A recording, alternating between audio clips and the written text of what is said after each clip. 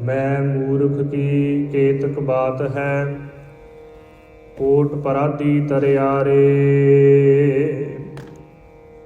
गुरु नानक जिन सुनिया पेखिया, से फिर गरबास न परिया रे।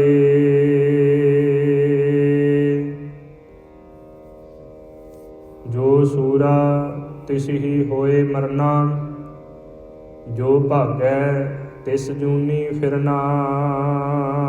पहला मरण कबूल, जीवन की छाड़ आस। हो सबना की रेणुका, तो आओ हमारे पास।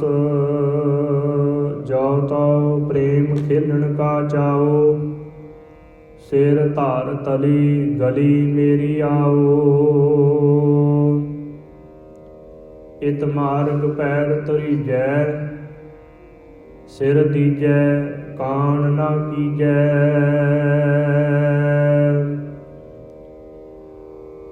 इत मार्ग पैर तरीजै, सिर दीजै कान ना कीजै।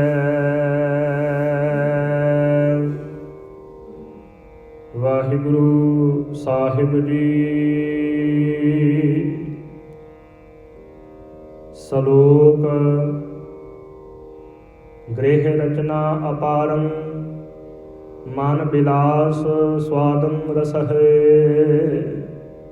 कदांच नह सिमरंत, नानक ते जंत विष्टा किरम है। मुझ अडंबर हब के, मंज मुहब्बत नेह। सो साई जय विसरै, नानक सो तन खेह। पौड़ी सुंदर सेज अनेक सुख, रस भोगन पूरे। गृह सोयन चंदन सुगंध, लाए मोती हीरे। मन इच्छे सुख मानदा, किश नाहि विसूरे। सो प्रभ चित न आवई, विष्टा के कीरे। बिन हर नाम ना शांत होए, केत भेद मन धीरे। सो प्रभ चित न आवई, विष्टा के कीरे। बिन हर नाम न शांत होए, केत भेद मन धीरे।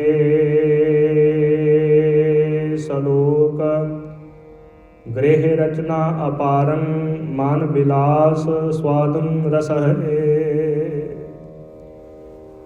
वाहिगुरु जी का खालसा, वाहिगुरु जी की फतेह। पतित पावन किरपा निधान, गरीब निवाज जुगो जुग अटल।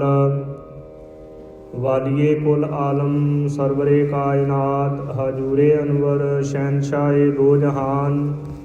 धन धन सतगुरु श्री गुरु ग्रंथ साहिब जी दी पावन पवित्र निगी गोद विच जुड़ मिल बैठी होई गुरु रूप गुरु खालसा साध संगत जीओ।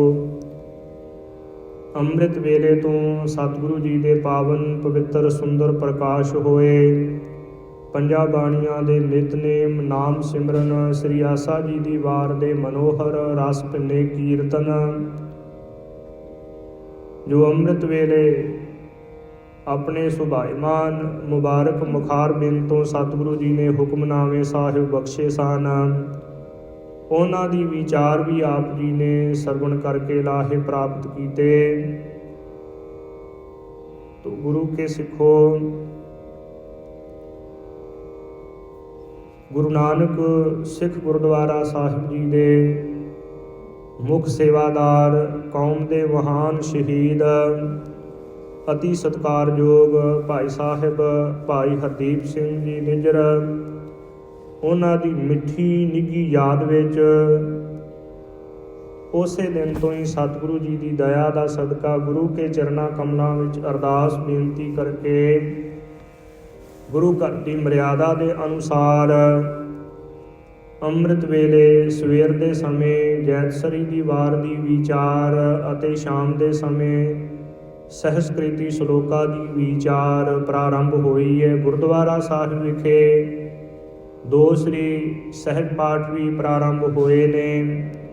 ਤੋ ਸਿੱਖ ਸੰਗਤਾਂ ਵੱਲੋਂ ਉਹਨਾਂ ਦੇ ਵਿਛੋੜੇ ਦੇ ਵਿੱਚ ਉਹਨਾਂ ਦੀ ਸ਼ਹੀਦੀ ਤੋਂ ਉਪਰੰਤ ਵੈਰਾਗ ਦੇ ਸਹਿਤ ਗੁਰੂ ਕੇ ਸਿੱਖ ਮੂਲ ਮੰਤਰ ਦਾ ਪਾਠ ਕਰਦੇ ਨੇ, ਗੁਰ ਮੰਤਰ ਦਾ ਜਾਪ ਕਰਦੇ। ਚੌਪਈ ਸਾਹਿਬ ਜੀ ਦੇ ਪਾਠ, ਸ੍ਰੀ ਸੁਖਮਨੀ ਸਾਹਿਬ ਜੀ ਦੇ ਪਾਠ, ਮਾਈ ਭਾਈ ਸਿੱਖ ਸੰਗਤਾਂ, ਕਿਉਂਕਿ ਜਿਸ ਗੁਰੂ ਕੇ ਸਿੱਖ ਦਾ ਗੁਰੂ ਘਰ ਦੇ ਨਾਲ ਪਿਆਰ ਹੋਵੇ, ਸੇਵਾ ਸਿਮਰਨਾਂ ਦੇ ਨਾਲ ਪਿਆਰ ਹੋਵੇ, ਜਿਹੜਾ ਸਿੱਖ ਗੁਰੂ ਘਰ ਤੋਂ ਆਪਾਂ ਨਿਸ਼ਾਵਰ ਕਰ ਜਾਵੇ, ਸਿੱਖ ਸੰਗਤਾਂ ਦਾ ਉਹਦੇ ਨਾਲ ਬਹੁਤ ਜ਼ਿਆਦਾ ਦਿਲੀ ਪਿਆਰ ਹੋਇਆ ਕਰਦਾ ਹੈ। ਤੇ ਆਪ ਸਿੱਖ ਸੰਗਤਾਂ ਦੇ ਵਿੱਚ ਵਿਚਰ ਕੇ ਉਹ ਬੜੀ ਭਾਵਨਾ ਦੇ ਸਹਿਤ ਸਤਿਗੁਰੂ ਜੀ ਦੀ ਸੇਵਾ ਕਰਦੇ ਸਨ ਅਤੇ ਸੱਚ ਦੀ ਆਵਾਜ਼ ਉਹਨਾਂ ਨੇ ਉਠਾਈ। ਪੰਥ ਦਾ ਦਰਦ ਸੀ ਉਹਨਾਂ ਦੇ ਹਿਰਦੇ ਦੇ ਵਿੱਚ, ਤੇ ਜਦੋਂ ਪੰਥ ਦਾ ਦਰਦ ਲੈ ਕੇ ਧੀਆਂ ਭੈਣਾਂ ਦੀ ਲੁੱਟੀ ਇੱਜ਼ਤ ਅਤੇ ਗੁਰੂ ਗ੍ਰੰਥ ਸਾਹਿਬ ਜੀ ਦੀ ਹੋਈ ਬੇਅਦਬੀ ਦਾ ਦਰਦ ਲੈ ਕੇ, ਗੁਰੂ ਘਰਾਂ ਦੀ ਬੇਅਦਬੀ ਦਾ ਦਰਦ ਲੈ ਕੇ ਜੇ ਕੋਈ ਗੁਰੂ ਕਾ ਸਿੱਖ ਵਿਚਾਰ ਕਰੇ ਤੇ ਗੁਰੂ ਕੇ ਪਿਆਰੇ ਸੋਚਾਂ ਦੇ ਘੋੜੇ ਦੌੜਾਉਂਦਿਆਂ ਇਹੋ ਹੀ ਸਿੱਟਾ ਨਿਕਲਦਾ ਹੈ ਕਿ ਸਿੱਖ ਰਾਜ ਭਾਗ ਤੋਂ ਬਿਨਾਂ ਜਿੰਨਾ ਸਮਾਂ ਸਿੱਖਾਂ ਦਾ ਰਾਜ ਨਹੀਂ ਹੁੰਦਾ, ਉਹਨਾਂ ਸਮਾਂ ਸਾਡੇ ਉੱਪਰ ਜਿਹੜਾ ਜ਼ੁਲਮ ਹੁੰਦਾ ਹੈ ਨਾ, ਇਹ ਕਿਸੇ ਵੀ ਤਰ੍ਹਾਂ ਰੋਕਿਆ ਨਹੀਂ ਜਾ ਸਕਦਾ। ਜ਼ਾਲਮ ਸਰਕਾਰਾਂ ਸਾਨੂੰ ਖਤਮ ਕਰਨ ਤੇ ਤੁਲੀਆਂ ਹੋਈਆਂ ਨੇ। ਜ਼ਾਲਮ ਸਰਕਾਰਾਂ ਦੇ ਹਿਰਦੇ ਦੇ ਵਿੱਚ ਇਹ ਭਰਮ ਹੈ, ਇਹ ਵਹਿਮ ਹੈ ਕਿ ਚੜ੍ਹਦੀ ਕਲਾ ਵਾਲੇ ਗੁਰੂ ਕੇ ਸਿੱਖਾਂ ਨੂੰ ਸ਼ਹੀਦ ਕਰਕੇ ਅਸੀਂ ਸਿੱਖਾਂ ਨੂੰ ਖਤਮ ਕਰ ਦੇਵਾਂਗੇ। ਇਹ ਵਹਿਮ ਪਹਿਲਾਂ ਵੀ ਬੜੇ ਜ਼ਾਲਮਾਂ ਨੇ, ਬੜੇ ਜਰਵਾਣਿਆਂ ਨੇ ਪਾਲਿਆ ਆਪਣੇ ਹਿਰਦੇ ਦੇ ਵਿੱਚ, ਪਰ ਉਹ ਜ਼ਾਲਮ ਖਤਮ ਹੋ ਗਏ। ਉਹਨਾਂ ਦਾ ਨਾਮੋ ਨਿਸ਼ਾਨ ਇਹ ਜਗਤ ਦੇ ਉੱਪਰ ਨਹੀਂ ਰਿਹਾ। ਪਰ ਗੁਰੂ ਕੇ ਸਿੱਖ ਦੇਸਾਂ ਵਿਦੇਸਾਂ ਦੇ ਵਿੱਚ ਚੜ੍ਹਦੀ ਕਲਾ ਦੇ ਸਹਿਤ ਗੁਰੂ ਕੇ ਗੁਣ ਗਾਇਨ ਕਰਦੇ ਨੇ। ਇੱਕ ਸਿੱਖ ਨੂੰ ਸ਼ਹੀਦ ਕਰ ਦਿੱਤਾ, 2 ਨੂੰ ਸ਼ਹੀਦ ਕਰ ਦਿੱਤਾ, 3 ਨੂੰ ਸ਼ਹੀਦ ਕੀਤਾ। ਗੁਰੂ ਕੇ ਪਿਆਰਿਓ, ਇੱਥੇ ਤਾਂ ਸ਼ਹੀਦਾਂ ਦੀ ਕਤਾਰ ਲੱਗੀ ਹੋਈ ਹੈ। ਜਿਹੜੇ ਪਹਿਲਾਂ ਸ਼ਹੀਦ ਹੋ ਗਏ ਉਹਨਾਂ ਦੇ ਜੀਵਨ ਤੋਂ ਸਿੱਖਿਆ ਲੈ ਕੇ ਤੇ ਸ਼ਹੀਦ ਹੋਣ ਵਾਸਤੇ ਹੋਰ ਵੀ ਬੜੇ ਤਿਆਰ ਨੇ। ਇਹ ਸਤਿਗੁਰੂ ਸ੍ਰੀ ਗੁਰੂ ਨਾਨਕ ਦੇਵ ਜੀ ਦਾ ਪੰਥ ਚਲਾਇਆ। 10ਵੇਂ ਪਾਤਸ਼ਾਹ ਚੋਜੀ ਪ੍ਰੀਤਮ ਸਤਿਗੁਰੂ ਸ੍ਰੀ ਗੁਰੂ ਗੋਬਿੰਦ ਸਿੰਘ ਸਾਹਿਬ ਜੀ ਮਹਾਰਾਜ, ਸਤਿਗੁਰੂ ਜੀ ਨੇ ਅੰਮ੍ਰਿਤ ਦੀ ਦਾਤ ਦੇ ਕੇ ਖਾਲਸੇ ਨੂੰ ਅਮਰ ਕਰ ਦਿੱਤਾ ਹੈ। ਇਸ ਕਰਕੇ ਕੋਈ ਮਾਈ ਕਾ ਲਾਲ ਖਾਲਸੇ ਨੂੰ ਖਤਮ ਨਹੀਂ ਕਰ ਸਕਦਾ। ਸਤਿਗੁਰੂ ਜੀ ਨੇ ਅੰਮ੍ਰਿਤ ਦੀ ਦਾਤ ਬਖਸ਼ੀ ਹੈ। ਇੱਕ ਸ਼ਹੀਦ ਹੋਵੇ, ਦੂਜਾ ਤਿਆਰ ਹੋ ਜਾਂਦਾ ਹੈ। ਸ਼ਹੀਦ ਹੋਣ ਵਾਸਤੇ ਵੀ ਤਿਆਰ ਅਤੇ ਖਾਲਸਾ ਰਾਜ ਦੀ ਸਿਰਜਣਾ ਕਰਨ ਵਾਸਤੇ ਗੁਰੂ ਕੇ ਸਿੱਖ ਖਾਲਸਾ ਰਾਜ ਦੀਆਂ ਨੀਹਾਂ ਦੇ ਵਿੱਚ ਆਪਣਾ ਲਹੂ ਪਾ ਕੇ ਖਾਲਸਾ ਰਾਜ ਦੀ ਨੀਂਹ ਨੂੰ ਪੱਕਿਆਂ ਕਰ ਰਹੇ ਨੇ। ਤੋ ਗੁਰੂ ਕੇ ਪਿਆਰੇ ਸਿੱਖਾਂ ਦੇ ਵਿੱਚ ਸਿੱਖ ਇਤਿਹਾਸ ਪੜ੍ਹੀਏ ਤਾਂ ਪਤਾ ਲੱਗਦਾ ਹੈ ਕਿ ਅਨੇਕਾਂ ਹੀ ਸ਼ਹੀਦੀਆਂ ਹੋਈਆਂ ਨੇ। ਇਹ ਸ਼ਹੀਦਾਂ ਦਾ ਪੰਥ ਹੈ। ਸ਼ਹੀਦੀਆਂ ਵੀ ਇੱਥੇ ਇਸੇ ਤਰ੍ਹਾਂ ਹੁੰਦੀਆਂ ਰਹਿਣੀਆਂ। ਤੇ ਗੁਰੂ ਘਰ ਨੇ, ਗੁਰੂ ਕੇ ਸਿੱਖਾਂ ਨੇ, ਗੁਰੂ ਕੇ ਖਾਲਸੇ ਨੇ ਆਪਣੀ ਮੰਜ਼ਿਲ ਦੇ ਉੱਪਰ ਵੀ ਯੁੱਧ ਕਰਦਿਆਂ ਹੋਇਆਂ ਦੁਸ਼ਟਾਂ ਦੇ ਨਾਲ ਲੋਹਾ ਲੈਂਦਿਆਂ ਹੋਇਆਂ ਗੁਰੂ ਕੇ ਸਿੱਖਾਂ ਨੇ ਆਪਣੀ ਮੰਜ਼ਿਲ ਦੇ ਉੱਪਰ ਇੱਕ ਨਾ ਇੱਕ ਦਿਨ ਪਹੁੰਚਣਾ ਹੈ। ਕਿਉਂਕਿ ਧੰਨ ਧੰਨ ਸਤਿਗੁਰੂ ਸ੍ਰੀ ਗੁਰੂ ਗੋਬਿੰਦ ਸਿੰਘ ਸਾਹਿਬ ਜੀ ਮਹਾਰਾਜ ਚੋਜੀ ਪ੍ਰੀਤਮ ਸਤਿਗੁਰੂ ਸ੍ਰੀ ਗੁਰੂ ਨਾਨਕ ਦੇਵ ਜੀ ਦੇ ਬਚਨ ਨੇ ਕਿ ਦਿੱਲੀ ਤਖਤ ਪਰ ਬਹੇਗੀ ਆਪ ਗੁਰੂ ਕੀ ਫੌਜ, ਛਤਰ ਝੁੱਲੇਗਾ ਸੀਸ ਪਰ ਬੜੀ ਕਰੇਗੀ ਮੌਜ। ਗੁਰੂ ਕੇ ਪਿਆਰਿਓ, ਖਾਲਸੇ ਨੇ ਹਲੀਮੀ ਰਾਜ ਕਰਨਾ ਹੈ। ਜਦੋਂ ਸੱਚ ਦਾ ਬੋਲ ਬਾਲਾ ਹੋਣਾ ਹੋਵੇ ਤੇ ਉਸ ਸਮੇਂ ਕੁਰਬਾਨੀਆਂ ਬੜੀਆਂ ਦੇਣੀਆਂ ਪੈਂਦੀਆਂ ਨੇ। ਸਤਿਗੁਰੂ ਸ੍ਰੀ ਗੁਰੂ ਗੋਬਿੰਦ ਸਿੰਘ ਸਾਹਿਬ ਜੀ ਮਹਾਰਾਜ ਚੋਜੀ ਪ੍ਰੀਤਮ ਸਤਿਗੁਰੂ ਜੀ ਨੇ ਸੱਚ ਦਾ ਰਾਜ ਬਹਾਲ ਕਰਨ ਵਾਸਤੇ ਅਨੇਕਾਂ ਹੀ ਕੁਰਬਾਨੀਆਂ ਦਿੱਤੀਆਂ। ਪਹਿਲਾਂ ਧੋਤੀ ਤੇ ਟੋਪੀ ਨੂੰ ਜੰਝੂ ਦੀ ਰਾਖੀ ਕਰਨ ਵਾਸਤੇ, ਤਿਲਕ ਜੰਝੂ ਦੀ ਰਾਖੀ ਕਰਨ ਵਾਸਤੇ ਸਤਿਗੁਰੂ ਸ੍ਰੀ ਗੁਰੂ ਗੋਬਿੰਦ ਸਿੰਘ ਸਾਹਿਬ ਜੀ ਮਹਾਰਾਜ ਚੋਜੀ ਪ੍ਰੀਤਮ ਸਤਿਗੁਰੂ ਜੀ ਨੇ 9 ਸਾਲ ਦੀ ਉਮਰ ਦੇ ਵਿੱਚ ਆਪਣੇ ਪਿਤਾ ਸਤਿਗੁਰੂ ਸ੍ਰੀ ਗੁਰੂ ਤੇਗ ਬਹਾਦਰ ਸਾਹਿਬ ਜੀ ਮਹਾਰਾਜ ਸਤਿਗੁਰੂ ਜੀ ਨੂੰ ਦਿੱਲੀ ਚਾਨਣੀ ਚੌਂਕ ਵੱਲ ਤੋਰਿਆ ਅਤੇ ਸਤਿਗੁਰੂ ਜੀ ਨੇ ਉੱਥੇ ਸ਼ਹੀਦੀ ਪ੍ਰਾਪਤ ਕੀਤੀ। ਤੋ ਗੁਰੂ ਕੇ ਪਿਆਰਿਓ, ਸਤਿਗੁਰੂ ਸ੍ਰੀ ਗੁਰੂ ਗੋਬਿੰਦ ਸਿੰਘ ਸਾਹਿਬ ਜੀ ਦੇ ਬਚਨ ਵੀ ਨੇ ਆਪਣੀ ਪਾਵਨ ਬਾਣੀ ਦੇ ਵਿੱਚ ਕਿ ਠੀਕਰ ਫੋਰ ਦਿੱਲੀਸ ਸਿਰ ਪ੍ਰਭਪੁਰ ਕੀਆ ਪਿਆਨ, ਤੇਗ ਬਹਾਦਰ ਸੀ ਕਿਰਿਆ ਕਰੀ ਨਾ ਕਿਨਹੂ ਆਨ। ਆਪਣੇ ਸਰੀਰ ਰੂਪ ਜਿਹੜਾ ਠੀਕਰਾ ਸੀ ਨਾ, ਉਹ ਦਿੱਲੀ ਦੇ ਜ਼ਾਲਮਾਂ ਦੇ ਸਿਰ ਦੇ ਉੱਪਰ ਭੰਨਿਆ, ਭਾਵ ਕਿ ਆਪਣੀ ਸ਼ਹੀਦੀ ਦਾ ਦੋਸ਼ ਉਹਨਾਂ ਦੇ ਸਿਰ ਦੇ ਉੱਪਰ ਮੜ ਦਿੱਤਾ। ਸਤਿਗੁਰੂ ਜੀ ਨੇ ਬਚਨ ਕੀਤੇ ਸਨ ਕਿ ਗੁਰੂ ਕੇ ਸਿੱਖੋ ਵੈਰਾਗ ਨਹੀਂ ਕਰਨਾ, ਸ਼ਹੀਦੀਆਂ ਦੇਣ ਤੋਂ ਬਿਨਾਂ ਇਹ ਜ਼ਾਲਮਾਂ ਦਾ ਰਾਜ, ਜ਼ਾਲਮਾਂ ਦੇ ਰਾਜ ਦੀਆਂ ਜੜ੍ਹਾਂ ਨਹੀਂ ਪੱਟੀਆਂ ਜਾ ਸਕਦੀਆਂ। ਇਹ ਸਤਿਗੁਰੂ ਸ੍ਰੀ ਗੁਰੂ ਤੇਗ ਬਹਾਦਰ ਸਾਹਿਬ ਜੀ ਮਹਾਰਾਜ ਚੋਜੀ ਪ੍ਰੀਤਮ ਸਤਿਗੁਰੂ ਜੀ ਨੇ ਬਚਨ ਕੀਤਾ ਸੀ। ਤੇ ਗੁਰੂ ਕੇ ਸਿੱਖਾਂ ਨੇ ਸਤਿਗੁਰੂ ਜੀ ਦੀ ਸ਼ਹੀਦੀ ਦੀ ਮਹਾਨਤਾ ਨੂੰ ਦਰਸਾਉਂਦਿਆਂ ਹੋਇਆਂ ਇਹ ਬਚਨ ਕਹੇ ਸਨ ਕਿ ਪ੍ਰਗਟ ਭਏ ਗੁਰੂ ਤੇਗ ਬਹਾਦਰ ਸਗਲ ਸ੍ਰਿਸ਼ਟ ਪੈ ਢਾਬੀ ਚਾਦਰ। ਪ੍ਰਗਟ ਭਏ ਗੁਰੂ ਤੇਗ ਬਹਾਦਰ ਸਗਲ ਸ੍ਰਿਸ਼ਟ ਪੈ ਢਾਬੀ ਚਾਦਰ। ਸਤਿਗੁਰੂ ਸ੍ਰੀ ਗੁਰੂ ਤੇਗ ਬਹਾਦਰ ਜੀ ਮਹਾਰਾਜ ਪ੍ਰਗਟ ਹੋਏ, ਸਾਰਾ ਜੀਵਨ ਪਰਮਾਤਮਾ ਵਾਹਿਗੁਰੂ ਜੀ ਦੀ ਬੰਦਗੀ ਦੇ ਵਿੱਚ ਜੁੜੇ ਰਹੇ, ਅਨੇਕਾਂ ਹੀ ਭਲੇ ਕਰਮ ਕੀਤੇ, ਜੀਵਾਂ ਨੂੰ ਪਰਮਾਤਮਾ ਦੀ ਭਗਤੀ ਦਾ ਉਪਦੇਸ਼ ਦਿੱਤਾ। ਇਹ ਬਚਨ ਕਹੇ ਸਨ ਕਿ ਬੰਦਿਆ ਤੇਰੀ ਉਮਰ ਬੀਤਦੀ ਜਾ ਰਹੀ ਹੈ, ਬੀਤ ਜਾ ਹੈ ਜਨਮ ਆਕਾਜ ਰੇ। ਨਿਸ ਦਿਨ ਸੁਣ ਕੇ ਪੁਰਾਨ ਸਮਝਤ ਨਹਿ ਕਿਉਂ ਅਜਾਨ, ਕਾਲ ਤੋਂ ਪਹੁੰਚਿਓ ਆਨ ਕਹਾ ਜਹ ਭਾਜ ਰੇ। ਕਿੱਥੇ ਭੱਜ ਕੇ ਜਾਵੇਂਗਾ, ਕਾਲ ਤੇਰੇ ਸਿਰ ਦੇ ਉੱਪਰ ਹੈ। ਪਰਮਾਤਮਾ ਦੀ ਭਗਤੀ ਕਿਉਂ ਨਹੀਂ ਕਰਦਾ, ਪਰਮਾਤਮਾ ਦੀ ਬੰਦਗੀ ਕਿਉਂ ਨਹੀਂ ਕਰਦਾ। ਇਹ ਸਤਿਗੁਰੂ ਸ੍ਰੀ ਗੁਰੂ ਤੇਗ ਬਹਾਦਰ ਜੀ ਨੇ ਬਚਨ ਕਹੇ, ਪਰਮਾਤਮਾ ਦੀ ਭਗਤੀ ਵੱਲ ਜੀਵਾਂ ਨੂੰ ਲਾਇਆ। ਸ਼ਾਂਤ ਸਰੂਪ ਸਨ ਤੇ ਜਦੋਂ ਧਰਮ ਵਾਸਤੇ ਸੱਚ ਦੀ ਆਵਾਜ਼ ਬੁਲੰਦ ਕਰਨੀ ਪਈ, ਸੱਚ ਦੀ ਆਵਾਜ਼ ਬੁਲੰਦ ਕੀਤੀ, ਸ਼ਹੀਦੀ ਦੇਣੀ ਪਈ ਤੇ ਸਤਿਗੁਰੂ ਜੀ ਨੇ ਕਿਹਾ ਕਿ ਧਰਮ ਦੀਆਂ ਨੀਹਾਂ ਪੱਕੀਆਂ ਕਰਨ ਵਾਸਤੇ ਸ਼ਹੀਦੀਆਂ ਬਹੁਤ ਜ਼ਿਆਦਾ ਜ਼ਰੂਰੀ ਨੇ। ਇਸ ਕਰਕੇ ਸਤਿਗੁਰੂ ਜੀ ਦੇ ਪਾਵਨ ਬਚਨਾਂ ਤੋਂ, ਗੁਰੂ ਕੇ ਕੌਤਕਾਂ ਤੋਂ, ਇਹਨਾਂ ਸ਼ਹੀਦੀਆਂ ਤੋਂ ਸਿੱਖਿਆ ਲੈ ਕੇ ਅਨੇਕਾਂ ਹੀ ਗੁਰੂ ਕੇ ਸਿੱਖਾਂ ਨੇ ਸ਼ਹੀਦੀਆਂ ਦਿੱਤੀਆਂ ਤੇ ਹੁਣ ਤੱਕ ਸ਼ਹੀਦਾਂ ਦੀ ਕਤਾਰ ਇੰਨੀ ਲੰਮੀ ਹੈ।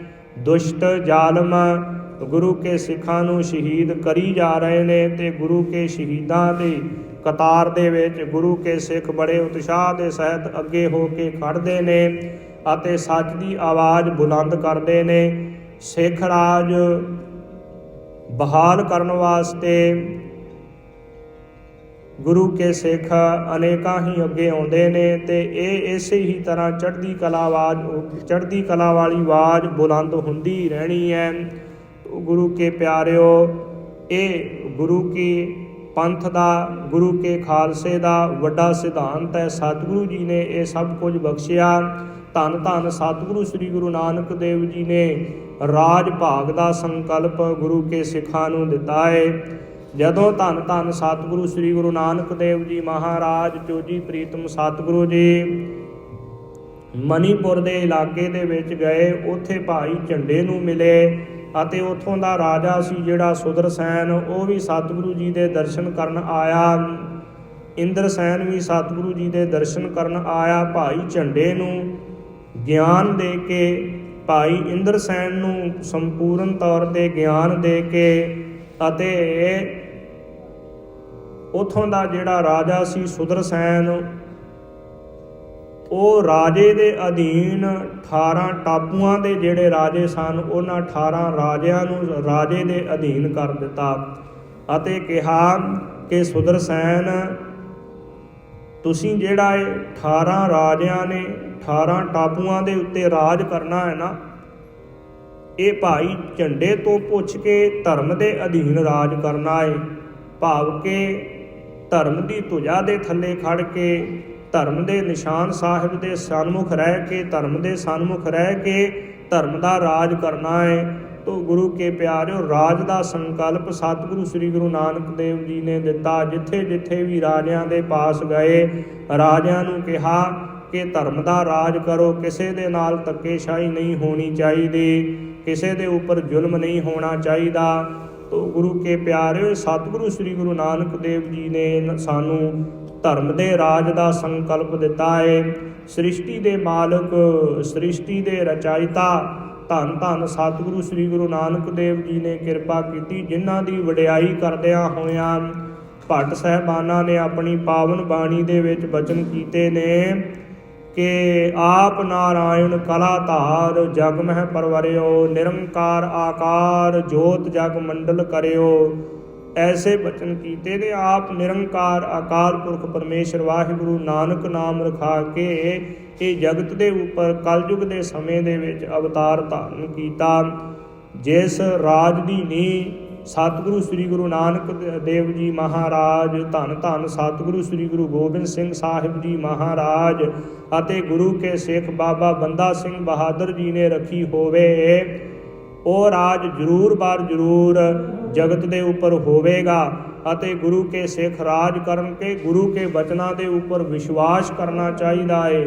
ਸਤਿਗੁਰੂ ਜੀ ਦੇ ਚਰਨਾਂ ਕਮਲਾਂ ਦੇ ਵਿੱਚ ਅਰਦਾਸ ਬੇਨਤੀ ਕਰੀਏ ਅਤੇ ਬਾਣੀ ਸੇਵਾ ਸਿਮਰਨ ਦੇ ਨਾਲ ਜੁੜ ਕੇ ਗੁਰੂ ਕੀਆਂ ਖੁਸ਼ੀਆਂ ਪ੍ਰਾਪਤ ਕਰੀਏ ਜੀ। ਆਓ ਜੋ ਜੈਤਸਰੀ ਦੀ ਵਾਰ ਦੀ ਵਿਚਾਰ ਕੌਮ ਦੇ ਮਹਾਨ ਸ਼ਹੀਦ ਭਾਈ ਹਰਦੀਪ ਸਿੰਘ ਜੀ, ਉਹਨਾਂ ਦੀ ਯਾਦ ਦੇ ਵਿੱਚ ਪ੍ਰਾਰੰਭ ਕੀਤੀ ਹੈ ਗੁਰੂ ਕੀ ਮਰਿਆਦਾ ਦੇ ਅਨੁਸਾਰ। ਆਓ ਗੁਰੂ ਕੇ ਪਾਵਨ ਬਾਣੀ ਦੀ ਵਿਚਾਰ ਸਰਵਣ ਕਰੀਏ। 5 ਸ਼ਲੋਕਾਂ ਦੀ ਪੌੜੀਆਂ ਦੇ ਸਮੇਤ ਵਿਚਾਰ ਹੋ ਚੁੱਕੀ ਹੈ। 6ਵਾਂ ਜਿਹੜਾ ਇਹ ਸ਼ਲੋਕ ਹੈ ਨਾ, ਇਹਦੀ ਵਿਚਾਰ ਪ੍ਰਾਰੰਭ ਹੋਣ ਲੱਗੀ ਹੈ। ਆਓ ਜੀ ਬੜੇ ਵੈਰਾਗ ਦੇ ਸਹਿਤ, ਪ੍ਰੇਮ ਦੇ ਸਹਿਤ ਗੁਰੂ ਕੀ ਪਾਵਨ ਬਾਣੀ ਦੀ ਵਿਚਾਰ ਸਰਵਣ ਕਰੀਏ ਜੀ। ਸ਼ਲੋਕ ਗ੍ਰਹਿ ਰਚਨਾ ਅਪਾਰੰ, ਮਨ ਬਿਲਾਸ ਸਵਾਦੰ ਰਸਹਿ। ਸ਼ਲੋਕ ਸਵੈ ਲੋਕ ਦੀ ਪ੍ਰਾਪਤੀ ਕਰਾਉਣ ਵਾਲਾ, ਆਪਣੇ ਨਿਜ ਲੋਕ ਦੀ ਪ੍ਰਾਪਤੀ ਕਰਾਉਣ ਵਾਲਾ ਸਾਡਾ ਸਵੈ ਸਰੂਪ ਉਹ ਅਕਾਲ ਪੁਰਖ ਪਰਮੇਸ਼ਰ ਵਾਹਿਗੁਰੂ ਹੈ। ਗੁਰੂ ਕੇ ਸਿੱਖਾ ਇਹ ਵਿਚਾਰ ਨੂੰ ਆਪਣੇ ਹਿਰਦੇ ਦੇ ਵਿੱਚ ਧਾਰਨ ਕਰਕੇ, ਵਿਚਾਰ ਨੂੰ ਆਪਣੇ ਹਿਰਦੇ ਦੇ ਵਿੱਚ ਵਸਾ ਕੇ ਗੁਰੂ ਕੀ ਬਾਣੀ ਦੀ ਆਰਾਧਨਾ ਕਰਕੇ ਤੂੰ ਉਹ ਪਰਮਾਤਮਾ ਵਾਹਿਗੁਰੂ ਜੀ ਦੇ ਵਿੱਚ ਅਭੇਦ ਹੋਣਾ ਹੈ। ਤੋ ਸਤਿਗੁਰੂ ਜੀ ਨੇ ਬਚਨ ਕੀਤੇ ਨੇ ਕਿ ਗ੍ਰਹਿ ਰਚਨਾ ਅਪਾਰੰ। ਗੁਰੂ ਕੇ ਸਿੱਖਾ ਤੇਰੇ ਉੱਪਰ ਸਤਿਗੁਰੂ ਜੀ ਨੇ ਬੜੀਆਂ ਬਖਸ਼ਿਸ਼ਾਂ ਕੀਤੀਆਂ ਨੇ। ਤੇਰੇ ਗ੍ਰਹਿ, ਤੇਰੇ ਘਰ ਦੀ ਰਚਨਾ ਅਪਾਰੰ ਪਾਰਾਵਾਰ ਤੋਂ ਰਹਿਤ ਹੈ। ਕਹਿਣ ਤੋਂ ਭਾਵ ਕਿ ਬਹੁਤ ਸੁੰਦਰ ਤੈਨੂੰ ਘਰ ਦਿੱਤਾ ਏ। ਜਿਨ੍ਹਾਂ ਧਨੀ ਲੋਕਾਂ ਨੂੰ, ਜਿਨ੍ਹਾਂ ਪੁਰਸ਼ਾਂ ਨੂੰ ਉਹ ਪਰਮਾਤਮਾ ਵਾਹਿਗੁਰੂ ਜੀ ਨੇ ਧਨ ਦੌਲਤ ਮਾਇਆ ਬਹੁਤੀ ਜ਼ਿਆਦੀ ਦਿੱਤੀ ਹੈ ਨਾ, ਤੇ ਉਹਨਾਂ ਦਾ ਘਰ ਬੜਾ ਸੁੰਦਰ ਹੈ। ਗ੍ਰਹਿ ਰਚਨਾ ਅਪਾਰੰ, ਮਨ ਬਿਲਾਸ ਸਵਾਦੰ ਰਸਹਿ। ਮਨ ਦੀ ਮਸਤੀ ਦੇ ਅਨੁਸਾਰ ਜੀਵ ਮਨ ਦੀ ਭਾਵਨਾ ਦੇ ਅਨੁਸਾਰ ਅਨੇਕਾਂ ਤਰ੍ਹਾਂ ਦੇ ਬਿਲਾਸ ਕਰਦਾ ਹੈ ਅਤੇ ਅਨੇਕਾਂ ਤਰ੍ਹਾਂ ਦੇ ਰੰਗ ਤਮਾਸ਼ੇ ਕੌਤਕਾਂ ਦੇ ਵਿੱਚ, ਅਨੇਕਾਂ ਸਵਾਦਾਂ ਦੇ ਵਿੱਚ ਮਸਤ ਰਹਿੰਦਾ ਹੈ ਅਤੇ ਉਹਨਾਂ ਸਵਾਦਾਂ ਦਾ ਰਸ ਕਸ ਲੈ ਕੇ ਬੜੇ ਆਨੰਦ ਦੇ ਸਹਿਤ ਆਪਣੇ ਜੀਵਨ ਨੂੰ ਬਤੀਤ ਕਰਦਾ ਹੈ। ਪਰ ਪ੍ਰਭੂ ਪਰਮਾਤਮਾ ਵਾਹਿਗੁਰੂ ਜੀ ਦੇ ਨਾਮ ਨੂੰ ਭੁਲਾ ਦਿੱਤਾ ਏ ਇਹ ਜੀਵ ਨੇ। ਇਸ ਕਰਕੇ ਸਤਿਗੁਰੂ ਜੀ ਬਚਨ ਕਰਦੇ ਨੇ, ਤੇਰਾ ਘਰ ਵੀ ਬੜਾ ਸੁੰਦਰ ਹੈ, ਘਰ ਦੀ ਰਚਨਾ, ਘਰ ਦੇ ਵਿੱਚ ਚਿੱਤਰਕਾਰੀ ਬੜੀ ਸੁੰਦਰ ਬਣੀ ਹੋਈ ਹੈ, ਬੜੇ ਦੁਹਾਸਣੇ ਤਿਹਾਸਣੇ ਘਰ ਦੇ ਵਿੱਚ ਬਣੇ ਹੋਏ ਨੇ। ਤੇ ਇਸੇ ਹੀ ਤਰ੍ਹਾਂ ਮਨ ਦੀ ਖੁਸ਼ੀ ਦੇ ਸਹਿਤ ਤੂੰ ਬੜੇ ਆਨੰਦ ਕੌਤਕ ਮਾਣਦਾ ਹੈ। ਉਹ ਘਰ ਦੇ ਵਿੱਚ ਅਨੇਕਾਂ ਤਰ੍ਹਾਂ ਦੇ ਪਦਾਰਥਾਂ ਦੇ ਸਵਾਦ ਲੈਂਦਾ ਹੈ, ਉਹਨਾਂ ਰਸਾਂ ਦੇ ਵਿੱਚ ਰਚਿਆ ਰਹਿੰਦਾ ਹੈ ਸਦਾ ਵਾਸਤੇ। ਪਰ ਕਦਾਂਚ ਨਹਿ ਸਿਮਰੰਤ, ਕਦੇ ਵੀ ਇੱਕ ਛਿਨ ਮਾਤਰ ਵੀ ਉਹ ਪਰਮਾਤਮਾ ਵਾਹਿਗੁਰੂ ਦਾ ਸਿਮਰਨ ਨਹੀਂ ਕਰਦਾ। ਪਰਮਾਤਮਾ ਨੂੰ ਆਪਣੇ ਹਿਰਦੇ ਦੇ ਵਿੱਚੋਂ ਤੂੰ ਭੁਲਾ ਦਿੱਤਾ ਹੈ। ਉਹ ਪਰਮਾਤਮਾ ਨੂੰ ਨਾ ਵਿਸਾਰ, ਉਹ ਪਰਮਾਤਮਾ ਨੂੰ ਕਦੇ ਨਾ ਭੁਲਾ। ਸੋ ਕਿਉ ਬਿਸਰੈ ਜੇ ਘਾਲ ਨਾ ਭਾਨੈ, ਸੋ ਕਿਉ ਬਿਸਰੈ ਜੇ ਕੀਆ ਜਾਣੈ, ਸੋ ਕਿਉ ਬਿਸਰੈ ਜਿਨ ਸਭ ਕਿਛ ਦੀਆ, ਸੋ ਕਿਉ ਬਿਸਰੈ ਜੇ ਜੀਵਨ ਜੀਆ। ਜਿਸ ਪਰਮਾਤਮਾ ਨੇ ਤੈਨੂੰ ਜੀਵਨ ਦਿੱਤਾ ਹੈ, ਇਹ ਸੁੰਦਰ ਸਡੌਲ ਸਰੀਰ ਦਿੱਤਾ ਹੈ, ਪੰਜ ਭੌਤਿਕ ਸਰੀਰ ਦੇ ਵਿੱਚ ਹਰੇਕ ਪ੍ਰਕਾਰ ਬਲ ਹੈ, ਅਰੋਗ ਹੈ ਤੇਰਾ ਸਰੀਰ। ਤੋ ਸਤਿਗੁਰੂ ਜੀ ਬਚਨ ਕਰਦੇ ਨੇ, ਉਹ ਪਰਮਾਤਮਾ ਨੂੰ ਕਦੇ ਨਹੀਂ ਤੂੰ ਸਿਮਰਦਾ, ਪਰਮਾਤਮਾ ਦਾ ਕਦੇ ਵੀ ਸ਼ੁਕਰਾਨਾ ਨਹੀਂ ਕਰਦਾ, ਕਦੇ ਵੀ ਸ਼ੁਕਰ ਨਹੀਂ ਕਰਦਾ। ਜਿਸ ਪਰਮਾਤਮਾ ਨੇ ਤੈਨੂੰ ਇੰਨੇ ਪਦਾਰਥ ਦਿੱਤੇ ਨੇ, ਇੰਨੇ ਸੁੱਖ ਦਿੱਤੇ ਨੇ, ਅੰਨ ਖਾਣਾ, ਕੱਪੜ ਪਹਿਨਣ ਦੀਆ, ਰਸ ਅੰਨ ਭੋਗਾਣੀ, ਜਿਨ ਦੀਆ ਸੋ ਚੇਤਨਾ ਆਵੀ, ਪਸ਼ੂ ਹੋ ਕਰ ਜਾਣੀ। ਪਸ਼ੂਆਂ ਜੈਸਾ ਤੇਰਾ ਜੀਵਨ ਹੈ, ਤੇਰੇ ਨਾਲੋਂ ਤਾਂ ਚੰਗੇ ਪਸ਼ੂ ਨੇ ਜਿਹੜੇ ਘਾਹ ਫੂਸ ਖਾ ਕੇ ਅੰਮ੍ਰਿਤ ਜੈਸਾ ਦੁੱਧ ਦਿੰਦੇ ਨੇ। ਪਸ਼ੂ ਮਿਲੇ ਚੰਗਿਆਈਆਂ, ਖੜ ਖਾਵਹਿ ਅੰਮ੍ਰਿਤ ਦੇ, ਨਾਮ ਵਿਹੂਣੇ ਆਦਮੀ ਧ੍ਰਿਗ ਜੀਵਨ ਕਰਮ ਕਰੇ। ਪਸ਼ੂ ਦੇ ਵਿੱਚ ਦੇਖ ਕਿੰਨੇ ਚੰਗੇ ਗੁਣ ਨੇ। ਫਿਰ 9ਵੇਂ ਪਾਤਸ਼ਾਹ ਜੀ ਨੇ ਬਚਨ ਕੀਤੇ ਕਿ ਤੂੰ ਗੁਰੂ ਕਾ ਵਫਾਦਾਰ ਨਹੀਂ ਹੈ, ਤੇਰੇ ਨਾਲੋਂ ਤਾਂ ਚੰਗਾ ਕੁੱਤਾ ਹੀ ਹੈ। ਕੁੱਤਾ ਆਪਣੇ ਮਾਲਕ ਦਾ ਵਫਾਦਾਰ ਹੈ। ਜਿਵੇਂ ਸਤਿਗੁਰੂ ਜੀ ਬਚਨ ਕਰਦੇ ਨੇ ਕਿ ਜਿਹੜਾ ਸਵਾਨ ਹੈ, ਕੁੱਤਾ ਹੈ, ਉਹ ਆਪਣੇ ਮਾਲਕ ਨੂੰ ਤਿਆਗਦਾ ਨਹੀਂ। ਕਈ ਵਾਰ ਮਾਲਕ ਗੁੱਸੇ ਦੇ ਵਿੱਚ ਆ ਕੇ ਕੁੱਤੇ ਨੂੰ ਘਰ ਦੇ ਵਿੱਚੋਂ ਕੱਢ ਦਿੰਦਾ ਹੈ, ਮਾਰਦਾ ਹੈ, ਕੁੱਟਦਾ ਹੈ, ਪਰ ਕੁੱਤਾ ਥੋੜ੍ਹਾ ਜਿਹਾ ਚਿਰ ਘਰ ਦੇ ਵਿੱਚੋਂ ਦੂਰ ਹੁੰਦਾ, ਫਿਰ ਉੱਥੇ ਹੀ ਆ ਕੇ ਬੈਠਦਾ ਹੈ, ਰੋਟੀ ਮਾਲਕ ਦੇ ਪਾਸੋਂ ਹੀ ਆ ਕੇ ਮੰਗਦਾ। ਪਰ ਜੀਵ ਬੰਦਿਆ, ਤੂੰ ਆਪਣੇ ਮਾਲਕ ਨੂੰ ਆਪਣੇ ਹਿਰਦੇ ਦੇ ਵਿੱਚੋਂ ਵਿਸਾਰ ਦਿੱਤਾ ਹੈ, ਭੁਲਾ ਦਿੱਤਾ ਹੈ। ਕਦਾਂਚ ਨਹਿ ਸਿਮਰੰਤ, ਕਦੇ ਵੀ ਪ੍ਰਮਾਤਮਾ ਦੇ ਨਾਮ ਨੂੰ ਸਿਮਰਦਾ ਨਹੀਂ ਹੈ ਤੂੰ। ਤੇ ਜਿਹੜੇ ਨਹੀਂ ਸਿਮਰਦੇ, ਜਿਹੜੇ ਨਹੀਂ ਯਾਦ ਕਰਦੇ, ਉਹਨਾਂ ਦੇ ਬਾਰੇ ਸਤਿਗੁਰੂ ਜੀ ਨੇ ਬਚਨ ਕੀਤੇ ਨੇ ਕਿ ਨਾਨਕ ਤੇ ਜੰਤ ਵਿਸ਼ਟਾ ਕਿਰਮਹਿ, ਉਹ ਵਿਸ਼ਟਾ ਦੇ ਗੰਦਗੀ ਦੇ ਕੀੜੇ ਨੇ ਜਿਹੜੇ ਪ੍ਰਮਾਤਮਾ ਨੂੰ ਯਾਦ ਨਹੀਂ ਕਰਦੇ। ਜਿਨ੍ਹਾਂ ਨੇ ਪ੍ਰਮਾਤਮਾ ਨੂੰ ਆਪਣੇ ਮਨੋਂ ਭੁਲਾ ਦਿੱਤਾ ਹੈ, ਆਪਣੇ ਹਿਰਦੇ ਦੇ ਵਿੱਚੋਂ ਵਿਸਾਰ ਦਿੱਤਾ, ਉਹ ਜੀਵ ਗੰਦਗੀ ਦੇ ਕੀੜੇ ਨੇ। ਤੋ ਇਸੇ ਤਰ੍ਹਾਂ ਸਤਿਗੁਰੂ ਜੀ ਨੇ ਆਪਣੀ ਪਾਵਨ ਬਾਣੀ ਦੇ ਵਿੱਚ ਅੱਗੇ ਬਚਨ ਕੀਤੇ ਕਿ ਮੁੱਚ ਅਡੰਬਰ ਹੱਬ ਕੇਹੋ, ਮੰਝ ਮੁਹੱਬਤ ਨੇਹ। ਸਤਿਗੁਰੂ ਜੀ ਬਚਨ ਕਰਦੇ ਨੇ ਕਿ ਹੇ ਜੀਵ, ਜਿਹੜਾ ਪਦਾਰਥਾਂ ਦਾ ਅਨੇਕਾਂ ਤਰ੍ਹਾਂ ਦਾ ਅਡੰਬਰ ਤੂੰ ਰਚਾਇਆ ਹੋਇਆ ਹੈ ਨਾ, ਹਰੇਕ ਪ੍ਰਕਾਰ ਦਾ ਅਡੰਬਰ ਰਚਾਇਆ ਹੋਇਆ ਹੈ, ਤੇ ਤੇਰੇ ਹਿਰਦੇ ਦੇ ਵਿੱਚ ਮੰਝ ਮੁਹੱਬਤ ਨੇਹ, ਉਹਨਾਂ ਪਦਾਰਥਾਂ ਦੇ ਨਾਲ ਤੋ ਇੱਕ ਆਦਿਕ ਸੰਬੰਧੀਆਂ ਦੇ ਨਾਲ ਹੀ ਤੇਰੀ ਮੁਹੱਬਤ, ਤੇਰਾ ਨੇਹ ਲੱਗਿਆ ਹੋਇਆ ਹੈ। ਤੋ ਉਹਨਾਂ ਦਾ ਪਿਆਰ ਤੇਰੇ ਨਾਲ ਨਹੀਂ ਨਿਭਣ ਵਾਲਾ। ਇਹ ਆਪਣੇ ਹਿਰਦੇ ਦੇ ਵਿੱਚ ਵਿਚਾਰ ਕਰ ਲੈਣਾ ਕਰ। ਜਿਨ੍ਹਾਂ ਨੂੰ ਉਹ ਪਰਮਾਤਮਾ ਵਿਸਰ ਗਿਆ, ਉਹਨਾਂ ਦੇ ਬਾਰੇ ਬਚਨ ਕੀਤੇ ਨੇ ਕਿ ਸੋ ਸਾਈਂ ਜੈ ਵਿਸਰੈ, ਨਾਨਕ ਸੋ ਤਨ ਖੇਹ। ਸੋ ਸਾਈਂ ਸੱਚੀ ਸੋਭਾ ਵਾਲਾ ਮਾਲਕ ਸਾਈਂ ਜਿਨ੍ਹਾਂ ਨੂੰ ਵਿਸਰ ਗਿਆ ਹੈ ਨਾ, ਸਤਿਗੁਰੂ ਜੀ ਬਚਨ ਕਰਦੇ ਨਾਨਕ ਸੋ ਤਨ ਖੇਹ, ਉਹਨਾਂ ਦਾ ਤਨ ਖੇ ਭਾਵ ਕੇ ਸਵਾਹ ਦੀ ਤਰ੍ਹਾਂ ਹੈ। ਕਹਿਣ ਤੋਂ ਭਾਵ ਕਿ ਉਹਨਾਂ ਦੇ ਤਨ ਦੇ ਵਿੱਚ ਕੋਈ ਵੀ ਗੁਣ ਨਹੀਂ ਹੈ। ਜਿਵੇਂ ਸਤਿਗੁਰੂ ਜੀ ਨੇ ਬਚਨ ਕੀਤੇ ਸ੍ਰੀ ਰਹਿਰਾਸ ਸਾਹਿਬ ਜੀ ਦੇ ਵਿੱਚ ਕਿ ਹਰ ਬਿਸਰਤ ਤੇਰੇ ਗੁਣ ਗਲਿਆ।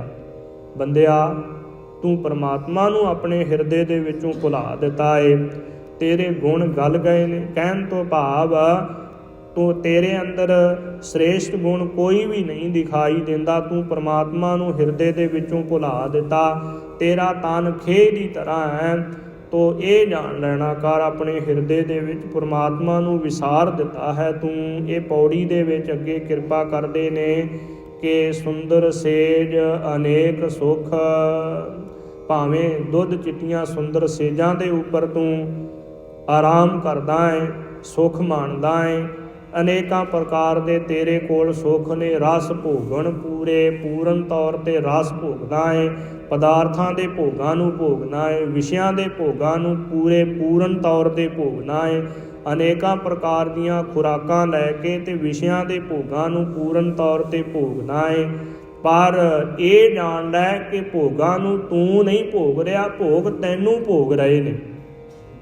ਕਹਿਣ ਤੋਂ ਭਾਵ ਕਿ ਭੋਗ ਭੋਗਦਿਆਂ ਹੋਇਆਂ ਹੀ ਤੇਰਾ ਤਨ ਖੀਨ ਹੋ ਜਾਣਾ ਹੈ, ਕਮਜ਼ੋਰ ਹੋ ਜਾਣਾ ਹੈ ਤੇ ਬੁਢੇਪੇ ਵੱਲ ਨੂੰ ਤੂੰ ਵੱਧ ਰਿਹਾ ਹੈ, ਬੁਢੇਪਾ ਆ ਰਿਹਾ ਹੈ, ਤੇਰੇ ਜਿਹੜੇ ਕੇਸ ਚਿੱਟੇ ਹੋ ਰਹੇ ਨੇ, ਸਮਝ ਕੇ ਬੁਢੇਪਾ ਆ ਰਿਹਾ। ਇਹ ਮੌਤ ਦੇ ਪਰਵਾਨਿਆਂ ਦੀਆਂ ਨਿਸ਼ਾਨੀਆਂ ਨੇ, ਮੌਤ ਦੇ ਪਰਵਾਨੇ ਆ ਰਹੇ ਨੇ। ਇਸ ਕਰਕੇ ਇਹ ਜਾਣ ਲੈ ਕਿ ਸਦਾ ਵਾਸਤੇ ਇਹ ਭੋਗਾਂ ਨੂੰ ਨਹੀਂ ਭੋਗ ਸਕਣਾ ਤੂੰ। ਇਹ ਸਾਰੇ ਸੁੱਖ ਸਦਾ ਵਾਸਤੇ ਤੇਰੇ ਕੋਲ ਨਹੀਂ ਰਹਿਣੇ। ਜਿਹੜੇ ਪਦਾਰਥਾਂ ਦੇ ਭੋਗਾਂ ਨੂੰ ਭੋਗਦਾ ਹੈ, ਵਿਸ਼ਿਆਂ ਦੇ ਭੋਗਾਂ ਨੂੰ ਭੋਗਦਾ ਹੈ ਬੜੀ ਖੁਸ਼ੀ ਦੇ ਸਹਿਤ, ਇਹਨਾਂ ਭੋਗਾਂ ਨੇ ਤੈਨੂੰ ਖਤਮ ਕਰ ਦੇਣਾ ਹੈ। ਭੋਗਾਂ ਨੂੰ ਤੂੰ ਨਹੀਂ ਭੋਗਦਾ, ਭੋਗ ਤੈਨੂੰ ਭੋਗ ਰਹੇ ਨੇ। ਕਹਿਣ ਤੋਂ ਭਾਵ ਕਿ ਤੈਨੂੰ ਖਤਮ ਕਰ ਰਹੇ ਨੇ, ਵਿਸ਼ਿਆਂ ਦੇ ਵਿੱਚ ਲੱਗ ਕੇ ਆਪਣੀ ਜ਼ਿੰਦਗੀ ਬਰਬਾਦ ਕਰ ਰਿਹਾ ਹੈ ਤੂੰ। ਜਿਵੇਂ ਸਤਿਗੁਰੂ ਜੀ ਨੇ ਬਚਨ ਕੀਤੇ ਕਿ ਕਾਮ ਕ੍ਰੋਧ ਕਾਇਆ ਕਉ ਗੱਲ ਹੈ। ਕਾਮ ਕ੍ਰੋਧ ਆਦਿਕ ਵਿਕਾਰ ਜਿਨ੍ਹਾਂ ਦੇ ਵਿੱਚ ਤੂੰ ਲੱਗਿਆ ਹੋਇਆ, ਇਹ ਤਾਂ ਤੇਰੇ ਤਨ ਨੂੰ ਖਰਾਬ ਕਰ ਰਹੇ ਨੇ, ਤੇਰੇ ਤਨ ਨੂੰ ਖਤਮ ਕਰ ਰਹੇ ਨੇ। ਇਸ ਕਰਕੇ ਸਤਿਗੁਰੂ ਜੀ ਬਚਨ ਕਰਦੇ ਨੇ ਕਿ ਤੂੰ ਤਾਂ ਇਹਨਾਂ ਸੰਸਾਰਕ ਪਦਾਰਥਾਂ ਦੇ ਵਿੱਚ ਹੀ ਖਚਿਤ ਹੋ ਰਿਹਾ ਹੈ। ਗ੍ਰਹਿ ਸੋਇਨ ਚੰਦਨ ਸੁਗੰਧ, ਤੇਰਾ ਘਰ ਸੋਨੇ ਜੈਸਾ ਹੈ, ਤੇਰਾ ਘਰ ਬਹੁਤ ਜ਼ਿਆਦਾ ਸੁੰਦਰ ਹੈ। ਤੇਰੇ ਘਰ ਦੇ ਵਿੱਚ ਸੋਨੇ ਦੇ ਗਹਿਣੇ ਨੇ ਅਤੇ ਸੋਨੇ ਦੇ ਹੀ ਕਈਆਂ ਨੇ ਬਰਤਨ ਰੱਖੇ ਹੋਏ ਨੇ ਜਿਹੜੇ ਬਹੁਤੇ ਜ਼ਿਆਦਾ ਧਨਾਢ। ਤੋ ਸਤਿਗੁਰੂ ਜੀ ਬਚਨ ਕਰਦੇ ਨੇ ਕਿ ਸੋਨੇ ਦਾ ਘਰ ਬਣਾਉਣ ਵਾਲੇ, ਸੋਨੇ ਦੀ ਲੰਕਾ ਬਣਾਉਣ ਵਾਲੇ ਇਹ ਦੁਨੀਆ ਦੇ ਉੱਪਰੋਂ ਚਲੇ ਗਏ ਨੇ, ਸਭ ਕੁਝ ਇੱਥੇ ਹੀ ਰਹਿ ਗਿਆ। ਜਿਵੇਂ ਸਤਿਗੁਰੂ ਜੀ ਨੇ ਬਚਨ ਕੀਤੇ ਨੇ, ਪੰਜਵੇਂ ਪਾਤਸ਼ਾਹ ਜੀ ਦੇ ਬਚਨ ਨੇ ਗੁਰੂ ਕੀ ਪਾਵਨ ਬਾਣੀ ਦੇ ਵਿੱਚ ਕਿ ਅਤ ਸੁੰਦਰ ਕੁਲੀਨ ਚਤੁਰ ਮੁਖ ਗਿਆਨੀ ਧਨਵੰਤ, ਮਿਰਤਕ ਕਹੀ ਹੈ ਨਾਨਕਾ ਜਿਹ ਪ੍ਰੀਤ ਨਹੀਂ ਭਗਵੰਤ। ਅਤ ਦਰਜੇ ਦਾ ਸੁੰਦਰ ਹੋਵੇ, ਉੱਚੀ ਕੁਲ ਵਾਲਾ ਹੋਵੇ, ਬਹੁਤਾ ਜ਼ਿਆਦਾ ਚਤੁਰ ਹੋਵੇ ਅਤੇ ਅਤ ਸੁੰਦਰ ਕੁਲੀਨ ਚਤੁਰ ਮੁਖ ਗਿਆਨੀ ਧਨਵੰਤ, ਮੂੰਹ ਦੇ ਵਿੱਚੋਂ ਗਿਆਨ ਦੀਆਂ ਗੱਲਾਂ ਕਰਨ ਵਾਲਾ ਹੋਵੇ ਅਤੇ ਧਨ ਬਹੁਤਾ ਜ਼ਿਆਦਾ ਹੋਵੇ ਉਹਦੇ ਪਾਸ। ਇਸ ਪ੍ਰਕਾਰ ਦੇ ਗੁਣ, ਇਹ 5 ਗੁਣ ਕਿਸੇ ਕਿਸੇ ਦੇ ਵਿੱਚ ਹੀ ਹੁੰਦੇ ਨੇ। ਗੁਰੂ ਕੇ ਪਿਆਰਿਓ, ਜਿਹੜਾ ਰਾਵਣ ਹੈ ਨਾ, ਰਾਵਣ ਉਹਦੇ ਵਿੱਚ ਇਹ 5 ਗੁਣ ਸੰਪੂਰਨ ਤੌਰ 'ਤੇ ਸਨ। ਅਤ ਦਰਜੇ ਦਾ ਸੁੰਦਰ ਸੀ ਅਤੇ ਉੱਚੀ ਕੁਲ ਵਾਲਾ ਬ੍ਰਾਹਮਣ ਸੀ। ਅਤ ਸੁੰਦਰ ਕੁਲੀਨ ਚਤੁਰ, ਚਲਾਕ ਬਹੁਤਾ ਜ਼ਿਆਦਾ ਸੀ। ਤੋ ਇਹ ਆਪਣੀ ਚਲਾਕੀ ਦੇ ਨਾਲ ਦੇਵਤਿਆਂ ਦੇ ਪਾਸੋਂ ਆਪਣੀ ਨੌਕਰੀ ਕਰਵਾ ਰਿਹਾ ਸੀ। ਜਿਵੇਂ ਬਚਨ ਆਉਂਦੇ ਨੇ ਕਿ ਚੰਦ ਸੂਰਜ ਜਾ ਕੇ ਤਪਤ ਰਸੋਈ, ਬੈਸੰਤਰ ਵਾ ਕੇ ਕੱਪੜੇ ਧੋਈ। ਇੰਨੀ ਤਕਨੀਕ ਸੀ, ਅੱਗ ਦੇ ਕੋਲੋਂ ਆਪਣੇ ਕੱਪੜੇ ਧਵਾ ਰਿਹਾ ਸੀ। ਤੋ ਕਹਿਣ ਤੋਂ ਭਾਵ ਕਿ ਦੇਵੀ ਦੇਵਤਿਆਂ ਨੂੰ ਵੀ ਆਪਣੇ ਅਧੀਨ ਕਰ ਲਿਆ, ਕਾਲ ਨੂੰ ਪਾਵੇ ਦੇ ਨਾਲ ਬੰਨ੍ਹ ਲਿਆ ਰਾਵਣ ਨੇ। ਪਰ ਤੋ ਕਹਿਣ ਤੋਂ ਭਾਵ ਕਿ ਚਤੁਰ ਬਹੁਤਾ ਜ਼ਿਆਦਾ ਸੀ, ਚਲਾਕ ਬੜਾ ਸੀ। ਅਤ ਸੁੰਦਰ ਕੁਲੀਨ ਚਤੁਰ ਮੁਖ ਗਿਆਨੀ ਧਨਵੰਤ, ਮੁਖ ਦੇ ਵਿੱਚੋਂ ਗਿਆਨ ਦੀਆਂ ਗੱਲਾਂ ਕਰਨ ਵਾਲਾ। ਗਿਆਨ ਇੰਨਾ ਸੀ ਕਿ ਚਾਰੇ ਹੀ ਵੇਦ ਮੂੰਹ ਜ਼ੁਬਾਨੀ ਯਾਦ ਸਨ, ਕੰਠ ਸਨ ਉਹਨੂੰ। ਮੁਖ ਗਿਆਨੀ ਧਨਵੰਤ, ਧਨ ਇੰਨਾ ਸੀ ਕਿ ਸੋਨੇ ਦੀ ਲੰਕਾ ਬਣਾਈ ਹੋਈ ਸੀ ਉਹਨੇ, ਸਮੁੰਦਰ ਦੇ ਵਿੱਚ ਸੋਨੇ ਦੀ ਲੰਕਾ। ਕਹਿਣ ਤੋਂ ਭਾਵ ਕਿ 5 ਹੀ ਗੁਣ ਸਨ ਉਹਨੇ ਉਹਦੇ ਵਿੱਚ, 6ਵਾਂ ਗੁਣ ਨਾ ਹੋਣ ਕਰਕੇ ਮੂਰਖ ਕਹਾਉਣਾ ਪਿਆ। ਜਿਵੇਂ ਸਤਿਗੁਰੂ ਜੀ ਨੇ ਬਚਨ ਕੀਤੇ ਕਿ ਅਤ ਸੁੰਦਰ ਕੁਲੀਨ ਚਤੁਰ ਮੁਖ ਗਿਆਨੀ ਧਨਵੰਤ, ਮਿਰਤਕ ਕਹੀ ਹੈ ਨਾਨਕਾ ਜੇ ਪ੍ਰੀਤ ਨਹੀਂ ਭਗਵੰਤ। ਉਹਨੂੰ ਮਰਿਆ ਹੋਇਆ ਜਾਣੋ ਜੇ ਪ੍ਰਮਾਤਮਾ ਦੇ ਨਾਲ ਪ੍ਰੀਤੀ ਨਹੀਂ ਹੈ। ਤੇ ਉਹ 5 ਗੁਣਾਂ ਵਾਲਾ ਰਾਵਣ ਜਦੋਂ ਭਗਤਾਂ ਦੇ ਧੱਕੇ ਚੜ੍ਹ ਗਿਆ ਤੇ ਭਗਤਾਂ ਨੇ ਇਹ ਬਚਨ ਕਹੇ ਕਿ ਲੰਕਾ ਗੜ ਸੋਇਨੇ ਕਾ ਭਇਆ, ਮੂਰਖ ਰਾਵਣ ਕਿਆ ਲੈ ਗਿਆ। ਮੂਰਖ ਕਹਾਇਆ। ਮੂਰਖਾਂ ਵਾਲਾ ਕਰਮ ਕੀਤਾ ਪਰਾਏ ਘਰ ਨੂੰ ਤੱਕਿਆ, ਤੇ ਮੂਰਖਾਂ ਵਾਲਾ ਕਰਮ ਕੀਤਾ ਤੇ ਮੂਰਖ ਕਹਾਉਣਾ ਪਿਆ। ਹੁਣ ਤੱਕ ਵੀ ਉਹਨੂੰ ਮੂਰਖ ਕਿਹਾ ਜਾਂਦਾ ਏ। ਭਾਵੇਂ ਉਹ 4 ਵੇਦਾਂ ਦਾ ਬਖਤਾ ਸੀ, 5 ਹੀ ਗੁਣ ਸਨ ਉਹਦੇ ਵਿੱਚ। ਇੱਕ ਪਰਮਾਤਮਾ ਦੇ ਨਾਲ ਪ੍ਰੀਤੀ ਨਾ ਹੋਣ ਕਰਕੇ ਸਾਰੀ ਦੁਨੀਆ ਦੇ ਵਿੱਚ ਉਹਨਾਂ ਨੂੰ ਮੂਰਖ ਕਿਹਾ ਜਾਂਦਾ ਏ। ਭਗਤ ਜਨਾਂ ਨੇ ਆਪਣੇ ਮੁਖ ਤੋਂ ਮੂਰਖ ਕਿਹਾ ਕਿ ਲੰਕਾਗੜ੍ਹ ਸੋਇਨੇ ਕਾ ਭਇਆ, ਮੂਰਖ ਰਾਵਣ ਕਿਆ ਲੈ ਗਿਆ। ਇਸ ਕਰਕੇ ਬੰਦਿਆ, ਪ੍ਰਭੂ ਪਰਮਾਤਮਾ ਵਾਹਿਗੁਰੂ ਜੀ ਦੇ ਨਾਮ ਨੂੰ ਵਿਸਾਰ ਦਿੱਤਾ ਏ ਤੂੰ। ਭਾਵੇਂ ਤੇਰੇ ਕੋਲ ਗ੍ਰਹਿ ਸੋਇਨ, ਸੋਨੇ ਜੈਸਾ ਘਰ ਹੈ, ਸੋਨੇ ਦੇ ਪਦਾਰਥ ਨੇ ਤੇਰੇ ਕੋਲ ਬਹੁਤੇ ਜ਼ਿਆਦੇ, ਗਹਿਣੇ ਇਤ ਆਦਿਕ ਬਰਤਨ, ਹੋਰ ਬੜੀਆਂ ਵਸਤੂਆਂ, ਤੇ ਘਰ ਵੀ ਤੂੰ ਸੋਨੇ ਦਾ ਹੀ ਬਣਾਇਆ ਹੋਇਆ। ਚਿੱਤਰਕਾਰੀ ਕੀਤੀ ਹੋਈ ਹੈ ਤੇਰੇ ਘਰ ਦੇ ਵਿੱਚ, ਅਨੇਕਾਂ ਪ੍ਰਕਾਰ ਦੀਆਂ ਚਿੱਤਰਕਾਰੀਆਂ ਨੇ। ਅਤੇ ਚੰਦਨ ਸੁਗੰਧ, ਚੰਦਨ ਇਤਰ ਆਦਿਕ, ਇਹਨਾਂ ਦੀਆਂ ਸੁਗੰਧੀਆਂ ਤਨ ਦੇ ਉੱਪਰ ਲਾਉਂਦਾ ਹੈ। ਤੇਰੇ ਗ੍ਰਹਿ ਦੇ ਵਿੱਚ, ਤੇਰੇ ਘਰ ਦੇ ਵਿੱਚ ਚੰਦਨ ਆਦਿਕ ਦੀਆਂ ਸੁਗੰਧੀਆਂ ਛਿੜਕੀਆਂ ਹੋਈਆਂ ਨੇ। ਤੇ ਲਾਏ ਮੋਤੀ ਹੀਰੇ, ਹੀਰੇ ਮੋਤੀਆਂ ਜਵਾਹਰਾਤ, ਇਹ ਜਿਹੜੇ ਜੋ ਮਹਿੰਗੀਆਂ ਵਸਤੂਆਂ ਨੇ, ਇਹਨਾਂ ਦੀਆਂ ਮਾਲਾਂ ਤੇਰੇ ਘਰ ਦੇ ਵਿੱਚ ਲਟਕ ਰਹੀਆਂ ਨੇ, ਸਜਾਵਟ ਕੀਤੀ ਹੋਈ ਹੈ। ਹੀਰੇ ਮੋਤੀ ਜਵਾਹਰਾਤ, ਲਾਲ ਪੰਨਾ ਪੁਖਰਾਜ ਇਤ ਆਦਿਕ, ਇਹ ਮਹਿੰਗੀਆਂ ਵਸਤੂਆਂ ਤੇਰੇ ਘਰ ਦੇ ਵਿੱਚ ਜਿਹੜੀਆਂ ਮਾਲਾਂ ਨੇ ਉਹ ਲਟਕ ਰਹੀਆਂ ਨੇ। ਇਹ ਸਾਰੇ ਪਦਾਰਥ ਤੈਨੂੰ ਪਰਮਾਤਮਾ ਨੇ ਦਿੱਤੇ ਨੇ। ਫਿਰ ਬਚਨ ਕਰਦੇ ਕਿ ਮਨ ਇੱਛੇ ਸੁਖ ਮਾਣਦਾ, ਕਿਛ ਨਾਹਿ ਵਿਸੂਰੇ। ਮਨ ਭਾਉਂਦੇ ਸੁਖ ਮਾਣਦਾ ਏ, ਕਿਸੇ ਵੀ ਪ੍ਰਕਾਰ ਤੈਨੂੰ ਝੋਰਾ ਨਹੀਂ ਹੈ। ਪਰ ਸੋ ਪ੍ਰਭ ਚੇਤਨਾ ਆਵਈ, ਵਿਸ਼ਟਾਂ ਕੇ ਕੀਰੇ। ਸਤਿਗੁਰੂ ਜੀ ਬਚਨ ਕਰਦੇ ਨੇ ਕਿ ਜੇ ਪ੍ਰਮਾਤਮਾ ਤੇਰੇ ਚਿੱਤ ਦੇ ਵਿੱਚ ਚੇਤੇ ਨਹੀਂ ਤੇ ਤੂੰ ਵਿਸ਼ਟਾ ਦਾ ਕੀੜਾ ਏ। ਇਹ ਜਾਣਨਾ ਆਪਣੇ ਹਿਰਦੇ ਦੇ ਵਿੱਚ, ਬਿਨ ਹਰ ਨਾਮ ਨਾ ਸ਼ਾਂਤ ਹੋਏ। ਪਰਮਾਤਮਾ ਦੇ ਨਾਮ ਤੋਂ ਬਿਨਾਂ ਤੇਰਾ ਹਿਰਦਾ ਸ਼ਾਂਤ ਨਹੀਂ ਹੋ ਸਕਦਾ। ਕਿਤ ਬਿਦ ਮਨ ਧੀਰੇ, ਕਿਹੜੀ ਵਿਧੀ ਦੇ ਨਾਲ, ਕਿਹੜੇ ਤਰੀਕੇ ਦੇ ਨਾਲ ਮਨ ਦੇ ਵਿੱਚ ਧੀਰਜ ਕਰੇਗਾ, ਕਿਸੇ ਵੀ ਪ੍ਰਕਾਰ ਧੀਰਜ ਹੌਸਲਾ ਨਹੀਂ ਆ ਸਕਦਾ। ਅਗਲੇ ਸ਼ਲੋਕ ਦੇ ਵਿੱਚ ਕਿਰਪਾ ਕਰਦੇ ਨੇ। ਸ਼ਲੋਕ ਚਰਨ ਕਮਲ ਬਿਰਹੰ ਖੋਜੰਤ, ਬੈਰਾਗੀ ਦਹਿ ਦਿਸਹਿ। ਜਿਨ੍ਹਾਂ ਦਾ ਮਨ ਪਰਮਾਤਮਾ ਵਾਹਿਗੁਰੂ ਜੀ ਦੇ ਚਰਨਾਂ ਕਮਲਾਂ ਦੇ ਬਿਰਹੇ ਦੇ ਵਿੱਚ ਹੈ, ਪਰਮਾਤਮਾ ਦੇ ਵਿਛੋੜੇ ਦੇ ਵਿੱਚ ਨੇ, ਪਰਮਾਤਮਾ ਦੇ ਵਿਛੋੜੇ ਦੇ ਵਿੱਚ ਪਰਮਾਤਮਾ ਨੂੰ ਯਾਦ ਕਰਦੇ ਰਹਿੰਦੇ ਨੇ। ਬੈਰਾਗੀ ਦਹਿ ਦਿਸਹਿ, ਉਹ ਬੈਰਾਗਵਾਨ ਹੋ ਕੇ, ਉਹ ਬੈਰਾਗੀ ਪੁਰਸ਼ ਦਸਾਂ ਦਿਸ਼ਾਂ ਦੇ ਵਿੱਚ ਪਰਮਾਤਮਾ ਨੂੰ ਲੱਭਦੇ ਫਿਰਦੇ ਨੇ। ਤੇ ਦਸਾਂ ਦਿਸ਼ਾਂ ਦੇ ਵਿੱਚ ਪਰਮਾਤਮਾ ਦੇ ਦਰਸ਼ਨ ਵੀ ਉਹ ਕਰਦੇ ਨੇ। ਜਰਰੇ ਜਰਰੇ ਦੇ ਵਿੱਚ ਉਹਨਾਂ ਨੂੰ ਪਰਮਾਤਮਾ ਵਾਹਿਗੁਰੂ ਦੇ ਦਰਸ਼ਨ ਹੁੰਦੇ ਨੇ ਅਤੇ ਹੋ ਰਹੇ ਨੇ। ਉਹ ਪਰਮਾਤਮਾ ਦੇ ਪਿਆਰਿਆਂ ਨੂੰ ਦਰਸ਼ਨ ਤਿਆਗਤ ਜਲਮ ਨਹਿ ਜੀਵ ਮੀਨੰ, ਇਸ ਪ੍ਰਕਾਰ ਤਿਆਗੰਤ ਕਪਟ ਰੂਪ ਮਾਇਆ। ਕਪਟ ਰੂਪ ਮਾਇਆ ਹੈ ਨਾ ਜਿਹੜੀ, ਉਹਨੂੰ ਤਿਆਗ ਦਿੰਦੇ ਨੇ ਆਪਣੇ ਹਿਰਦੇ ਦੇ ਵਿੱਚੋਂ। ਨਾਨਕ ਆਨੰਦ ਰੂਪ ਸਾਧ ਸੰਗਮ ਹੈ, ਉਹਨਾਂ ਦੇ ਵਾਸਤੇ ਆਨੰਦ ਰੂਪ ਪਰਮਾਤਮਾ ਵਾਹਿਗੁਰੂ ਜੀ ਦੀ ਸੰਗਤ, ਗੁਰੂ ਕੀ ਸੰਗਤ ਹੀ ਹੈ। ਗੁਰੂ ਕੀ ਸੰਗਤ ਦੇ ਵਿੱਚ ਨਾਮ ਬਾਣੀ ਦਾ ਆਨੰਦ ਉਹ ਮਾਣਦੇ ਰਹਿੰਦੇ ਨੇ ਗੁਰੂ ਕੇ ਸਿੱਖ। ਤੋ ਇਸ ਪ੍ਰਕਾਰ ਮਨ ਸਾਈਂ ਮੁਖ ਉਚਰਾ, ਉਹਨਾਂ ਦੇ ਮਨ ਦੇ ਵਿੱਚ ਸਾਈਂ ਪਰਮਾਤਮਾ ਵਾਹਿਗੁਰੂ ਵਸ ਗਿਆ ਹੈ ਅਤੇ ਮੁਖ ਤੋਂ ਵੀ ਪਰਮਾਤਮਾ ਵਾਹਿਗੁਰੂ ਜੀ ਦਾ ਨਾਮ ਉਚਾਰਨ ਕਰਦੇ ਰਹਿੰਦੇ ਨੇ। ਜਿਵੇਂ ਸਤਿਗੁਰੂ ਜੀ ਨੇ ਬਚਨ ਕੀਤੇ ਕਿ ਪਰਮਾਤਮਾ ਵਾਹਿਗੁਰੂ ਜੀ ਦੇ ਪਿਆਰੇ, ਉਹਨਾਂ ਦੀ ਰਸਨਾ ਦੇ ਉੱਪਰ ਪਰਮਾਤਮਾ ਦਾ ਨਾਮ ਵਸਦਾ ਹੈ। ਪ੍ਰਭ ਜੀ ਬਸਹਿ ਸਾਧ ਕੀ ਰਸਨਾ, ਪ੍ਰਭੂ ਪਰਮਾਤਮਾ ਵਾਹਿਗੁਰੂ ਜੀ ਸਾਧੂਆਂ ਦੀ ਰਸਨਾ ਦੇ ਉੱਪਰ ਵਸਦੇ ਨੇ।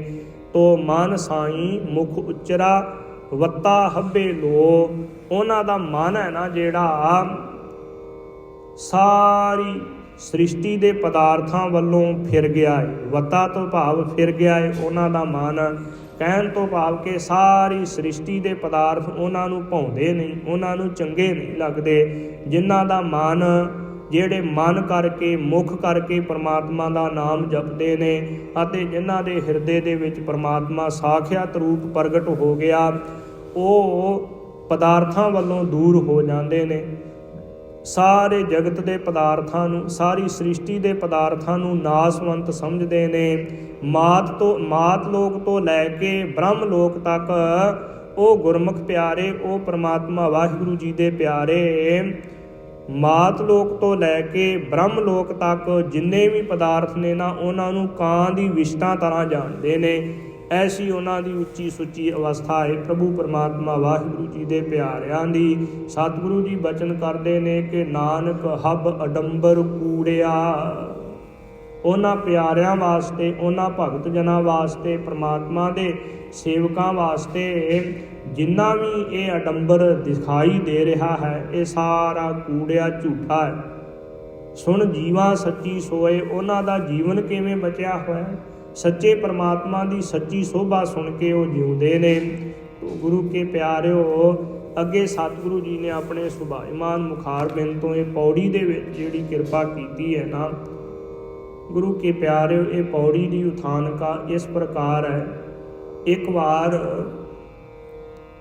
ਪੰਜਵੇਂ ਪਾਤਸ਼ਾਹ ਚੋਜੀ ਪ੍ਰੀਤਮ ਸਤਿਗੁਰੂ ਜੀ ਆਪਣੀ ਮੌਜ ਦੇ ਵਿੱਚ ਵਿਚਰਦਿਆਂ ਹੋਇਆਂ, ਗੋਇੰਦਵਾਲ ਸਾਹਿਬ ਦੇ ਨੇੜੇ ਤੇੜੇ ਵਿਚਰਦਿਆਂ ਹੋਇਆਂ, ਸਤਿਗੁਰੂ ਜੀ ਖਾਨਪੁਰ ਨਗਰ ਦੇ ਕੋਲ ਦੀ ਲੰਘੇ। ਸਤਿਗੁਰੂ ਜੀ ਦੇ ਨਾਲ ਭਾਈ ਬਿਧੀ ਚੰਦ ਜੀ, ਭਾਈ ਪੁਰਾਣਾ ਜੀ, ਭਾਈ ਜੇਠਾ ਜੀ ਅਤੇ ਭਾਈ ਗੁਰਦਾਸ ਜੀ ਆਦਿਕ ਇਹ 5 ਗੁਰੂ ਕੇ ਸਿੱਖ ਸਨ। ਜਦੋਂ ਖਾਨਪੁਰ ਦੇ ਕੋਲ ਦੀ ਲੰਘਣ ਲੱਗੇ ਤੇ ਸਤਿਗੁਰੂ ਜੀ ਦੇ ਚਰਨਾਂ ਕਮਲਾਂ ਪਾਸ ਗੁਰੂ ਕੇ ਸਿੱਖਾਂ ਨੇ ਬੇਨਤੀ ਕੀਤੀ ਕਿ ਸਤਿਗੁਰੂ ਜੀਓ, ਠੰਡ ਦਾ ਸਮਾਂ ਹੈ, ਮੀਂਹ ਬਹੁਤ ਜ਼ਿਆਦਾ ਪੈ ਰਿਹਾ ਹੈ, ਇਹ ਨਗਰ ਦੇ ਵਿੱਚ ਥੋੜ੍ਹਾ ਸਮਾਂ ਆਰਾਮ ਕਰ ਲਈਏ। ਸਤਿਗੁਰੂ ਜੀ ਕਹਿਣ ਲੱਗੇ ਕਿ ਗੁਰੂ ਕੇ ਸਿੱਖੋ, ਕਿੱਥੇ ਜਾਵਾਂਗੇ ਕਿਸੇ ਦੇ ਘਰ ਦੇ ਵਿੱਚ। ਜਿੱਥੇ ਪ੍ਰਮਾਤਮਾ ਦੇ ਭਾਣੇ ਦੇ ਅਨੁਸਾਰ ਸਮਾਂ ਬਤੀਤ ਕੀਤਾ ਜਾਂਦਾ, ਉੱਥੇ ਹੀ ਕਰਨਾ ਚਾਹੀਦਾ ਹੈ। ਭਾਈ ਬਿਧੀ ਚੰਦ ਨੇ ਬੇਨਤੀ ਕੀਤੀ ਕਿ ਸਤਿਗੁਰੂ ਜੀਓ, ਜੇ ਆਪ ਜੀ ਦਾ ਹੁਕਮ ਹੋਵੇ ਤੇ ਮੈਂ ਨਗਰ ਦੇ ਵਿੱਚ ਜਾ ਕੇ ਆਵਾਂ। ਸਤਿਗੁਰੂ ਜੀ ਨੇ ਆਗਿਆ ਕੀਤੀ ਤੇ ਭਾਈ ਬਿਧੀ ਚੰਦ ਜੀ ਜਾ ਕੇ ਆਏ।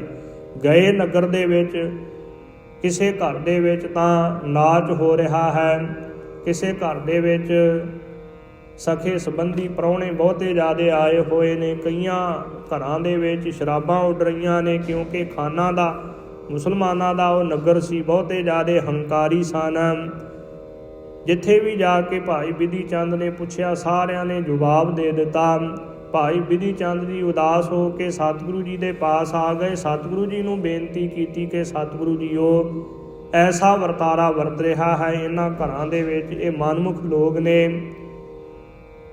ਸਤਿਗੁਰੂ ਜੀ ਨੇ ਕਿਹਾ ਕਿ ਭਾਈ, ਇਹ ਪ੍ਰਮਾਤਮਾ ਦੇ ਭਾਣੇ ਦੇ ਅਨੁਸਾਰ ਹੀ ਹੈ। ਚਲੋ, ਇੱਥੇ ਇੱਕ ਗੁਰੂ ਕਾ ਸਿੱਖ ਹੇਮਾ ਹੈ, ਭਾਈ ਹੇਮਾ, ਬੜੇ ਪ੍ਰੇਮ ਵਾਲਾ, ਭਗਤੀ ਭਾਵ ਵਾਲਾ ਗੁਰੂ ਕਾ ਸਿੱਖ ਹੈ, ਉਹਦੇ ਘਰ ਦੇ ਵਿੱਚ ਚੱਲੀਏ।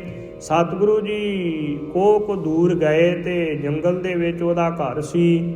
ਉਹ ਗੁਰੂ ਕਾ ਸਿੱਖ ਇੱਕ ਝੁੱਗੀ ਦੇ ਵਿੱਚ ਰਹਿੰਦਾ ਸੀ ਤੇ ਥੋੜ੍ਹੀ ਜਿਹੀ ਆਪਣੀ ਖੇਤੀ ਕਰਦਾ ਸੀ। ਜਿੰਨਾ ਕੁ ਅਨਾਜ ਹੁੰਦਾ, ਉਹ ਅਨਾਜ ਆਪ ਬੜੀ ਭਾਵਨਾ ਦੇ ਨਾਲ, ਚੱਕੀ ਦੇ ਨਾਲ ਪੀ ਕੇ ਤੇ ਗੁਰੂ ਕੇ ਸਿੱਖਾਂ ਨੂੰ, ਸਾਧੂ ਮਹਾਤਮਾ ਨੂੰ ਭੋਜਨ ਛਕਾਇਆ ਕਰਦਾ ਸੀ, ਸੇਵਾ ਕਰਿਆ ਕਰਦਾ ਸੀ। ਸਤਿਗੁਰੂ ਜੀ ਉਹਦੇ ਘਰ ਦੇ ਵਿੱਚ ਗਏ। ਦੂਰੋਂ ਜਦੋਂ ਭਾਈ ਹੇਮੇ ਨੇ ਦਰਸ਼ਨ ਕੀਤੇ ਤੇ ਹੇਮੇ ਵਾਸਤੇ ਤਾਂ ਮਾਨੋ ਕਿ ਚੰਦ ਚੜ੍ਹ ਆਇਆ। ਬੜਾ ਖੁਸ਼ ਹੋਇਆ, ਭੱਜ ਕੇ ਸਤਿਗੁਰੂ ਜੀ ਦੇ ਚਰਨਾਂ ਦੇ ਉੱਪਰ ਲਿਪਟ ਗਿਆ। ਸਤਿਗੁਰੂ ਜੀ ਦੇ ਚਰਨਾਂ ਦੇ ਉੱਪਰ ਢਹਿ ਕੇ ਬੇਨਤੀ ਕੀਤੀ ਕਿ ਸਤਿਗੁਰੂ ਜੀਓ, ਆਪ ਜੀ ਨੇ ਗਰੀਬ ਸਿੱਖ ਦੇ ਉੱਪਰ ਬੜੀ ਕਿਰਪਾ ਕੀਤੀ ਹੈ। ਮੈਂ ਬੜੇ ਸਮੇਂ ਤੋਂ ਆਪ ਜੀ ਦੇ ਦਰਸ਼ਨਾਂ ਦੀ ਇੱਛਾ ਲੈ ਕੇ ਇੱਥੇ ਭਜਨ ਕਰ ਰਿਹਾ ਸੀ। ਆਪ ਜੀ ਦੀ ਦਇਆ ਦਾ ਸਦਕਾ ਆਪ ਜੀ ਨੂੰ ਯਾਦ ਕਰਦਾ ਰਹਿੰਦਾ ਸੀ। ਬੜੀ ਦਇਆ ਕੀਤੀ ਹੈ। ਸਤਿਗੁਰੂ ਜੀ ਦੀ ਆਉਣ ਦੀ ਖੁਸ਼ੀ ਦੇ ਵਿੱਚ ਭਾਈ ਹੇਮੇ ਨੇ ਆਪਣੇ ਤਨ ਦੇ ਉੱਪਰੋਂ ਪਾਟੀ ਹੋਈ ਕੰਬਲੀ ਲਾ ਕੇ ਸਤਿਗੁਰੂ ਜੀ ਦੇ ਚਰਨ ਸਾਫ਼ ਕੀਤੇ। ਜੈਸਾ ਕੋਈ ਆਸਣ ਸੀ, ਉਹ ਆਸਣ ਵਿਛਾ ਕੇ ਸਤਿਗੁਰੂ ਜੀ ਨੂੰ ਬੈਠਾਇਆ। ਗੁਰੂ ਕੇ ਸਿੱਖ ਪਾਸ ਬੈਠੇ। ਭਾਈ ਹੇਮੇ ਨੇ ਚੱਕੀ ਪੀ ਕੇ ਉਹ ਆਟਾ ਤਿਆਰ ਕੀਤਾ ਅਤੇ ਪ੍ਰਸ਼ਾਦੇ ਪਕਾਏ। ਜੈਸਾ ਕੋਈ ਰੁੱਖਾ ਸੁੱਖਾ ਸੀ, ਉਹ ਸਤਿਗੁਰੂ ਜੀ ਨੂੰ ਛਕਾਇਆ। ਗੁਰੂ ਕੇ ਸਿੱਖਾਂ ਨੇ ਭੋਜਨ ਛਕਿਆ। ਸਤਿਗੁਰੂ ਜੀ ਬਹੁਤ ਜ਼ਿਆਦਾ ਖੁਸ਼ ਹੋਏ। ਸਤਿਗੁਰੂ ਜੀ ਨੇ ਸੁਭਾਈਮਾਨ ਮੁਖਾਰ ਬਿੰਦ ਤੋਂ ਬਚਨ ਕੀਤੇ ਕਿ ਭਾਈ ਹੇਮਿਆ, ਤੇਰੇ ਉੱਪਰ ਅਸੀਂ ਬਹੁਤ ਜ਼ਿਆਦਾ ਖੁਸ਼ ਹਾਂ ਤੇ ਤੈਨੂੰ ਰਿੱਧੀਆਂ ਸਿੱਧੀਆਂ ਬੇਅੰਤ ਦੇ ਦਿੱਤੀਆਂ ਨੇ। ਸਤਿਗੁਰੂ ਜੀ ਨੂੰ ਬੇਨਤੀ ਕੀਤੀ ਕਿ ਸਤਿਗੁਰੂ ਜੀ ਮੈਨੂੰ ਹੋਰ ਕਿਸੇ ਵਸਤੂ ਦੀ ਲੋੜ ਨਹੀਂ ਹੈ, ਬਸ ਇਹ ਕਿਰਪਾ ਕਰੋ ਕਿ ਸਵਾਸ ਸਵਾਸ ਆਪ ਜੀ ਦਾ ਨਾਮ ਜਪਦਾ ਰਹਾਂ, ਇਹ ਮੇਰੇ ਉੱਪਰ ਦਇਆ ਕਰੋ। ਆਪ ਜੀ ਦੇ ਚਰਨਾਂ ਦਾ ਪਿਆਰ ਮੈਨੂੰ ਭੁੱਲੇ ਨਾ, ਵਿਸਰੇ ਨਾ, ਆਪ ਜੀ ਦੇ ਚਰਨ ਵਿਸਰਨਾ ਹੀ ਦਾਤਾਰ, ਆਪਣਾ ਨਾਮ ਦੇਹੋ ਗੁਣ ਗਾਵਾਂ ਦਿਨ ਰਾਤ, ਨਾਨਕ ਚਾਓ ਇਹੋ। ਭਾਈ ਹੇਮੇ ਦੀ ਸ਼ਰਧਾ ਦੇਖ ਕੇ ਸਤਿਗੁਰੂ ਜੀ ਬਹੁਤ ਜ਼ਿਆਦਾ ਪ੍ਰਸੰਨ ਹੋਏ। ਆਪਣੇ ਸੁਭਾਇਮਾਨ ਮੁਖਾਰਬਿੰਦ ਤੋਂ ਜੋ ਸ਼ਬਦ ਉਚਾਰਨ ਕੀਤੇ, ਸਤਿਗੁਰੂ ਜੀ ਨੇ ਬਚਨ ਉਚਾਰਨ ਕੀਤੇ ਕਿ ਭਲੀ ਸੁਹਾਵੀ ਛਾਪਰੀ ਜਾਮਹਿ ਗੁਣ ਗਾਏ, ਕਿਤਿ ਕਾਮਨਾ ਧੌਲ ਹਰ ਜਿਤ ਹਰ ਬਿਸਰਾਏ। ਇੱਕ ਹੋਰ ਸ਼ਬਦ ਉਚਾਰਨ ਕੀਤਾ। ਤੋ ਫਿਰ ਇਸੇ ਹੀ ਤਰ੍ਹਾਂ ਇਹ ਜਿਹੜੀ ਪੌੜੀ ਹੈ ਨਾ, ਇਹ ਸਤਿਗੁਰੂ ਜੀ ਨੇ ਭਾਈ ਹੇਮੇ ਦੇ ਘਰ ਛਾਪਰੀ ਸਾਹਿਬ ਵਾਲੇ ਸਥਾਨ ਦੇ ਉੱਪਰ ਉਚਾਰਨ ਕੀਤੀ ਹੈ। ਇਹ ਪੌੜੀ ਦੇ ਵਿੱਚ ਸਤਿਗੁਰੂ ਜੀ ਨੇ ਕਿਰਪਾ ਕੀਤੀ। ਹਾਂਜੀ, ਸਤਿਗੁਰੂ ਜੀ ਨੇ ਜੋ ਬਚਨ ਕੀਤੇ ਨੇ ਨਾ, ਉਹ ਧਿਆਨ ਦੇ ਸਹਿਤ ਸਰਵਣ ਕਰੀਏ। ਤੋ ਪੌੜੀ ਬਸਤਾ ਟੂਟੀ ਝੁੰਪੜੀ ਚੀਰ ਸਭ ਛਿੰਨਾ। ਸਤਿਗੁਰੂ ਜੀ ਨੇ ਬਚਨ ਕੀਤੇ ਕਿ ਟੁੱਟੀ ਹੋਈ ਝੁੰਪੜੀ ਦੇ ਵਿੱਚ, ਟੁੱਟੀ ਹੋਈ ਝੁੱਗੀ ਦੇ ਵਿੱਚ ਗੁਰੂ ਕਾ ਸਿੱਖ ਬਸਦਾ ਏ। ਬਸਤਾ ਟੂਟੀ ਝੁੰਪੜੀ ਚੀਰ ਸਭ ਛਿੰਨਾ। ਜਿਹੜੇ ਚੀਰ ਬਸਤਰ ਨੇ ਇਹ ਵੀ ਫਟੇ ਹੋਏ ਗੁਰੂ ਕੇ ਸਿੱਖ ਦੇ। ਬਸਤਰ ਵੀ ਤਨ ਦੇ ਉੱਪਰ ਪਹਿਨਣ ਵਾਸਤੇ ਨਹੀਂ। ਤੇ ਫਿਰ ਬਚਨ ਕੀਤੇ ਕਿ ਜਾਤ ਨਾ ਪਾਤ ਨਾ ਆਦਰੋ, ਉਦਿਆਨ ਭਰਮਿੰਨਾ। ਇਹਨੂੰ ਗਰੀਬ ਹੋਣ ਕਰਕੇ ਇਹਦੀ ਕੋਈ ਉੱਚੀ ਨੀਵੀਂ ਜਾਤ ਵੀ ਨਹੀਂ ਜਾਣਦਾ ਕੋਈ। ਗਰੀਬ ਹੋਣ ਕਰਕੇ ਇਹਦਾ ਕੋਈ ਆਦਰ ਵੀ ਨਹੀਂ ਕਰਦਾ। ਨਾ ਉੱਚੀ ਜਾਤ ਹੈ ਨਾ ਪਤ ਹੈ, ਲੋਕਾਂ ਦੇ ਵਿੱਚ ਆਦਰ ਵੀ ਨਹੀਂ। ਉਦਿਆਨ ਭਰਮਿੰਨਾ। ਇਹ ਗੁਰੂ ਕਾ ਸਿੱਖ ਜੰਗਲ ਦੇ ਵਿੱਚ ਹੀ ਭਰਮਦਾ ਰਹਿੰਦਾ ਏ।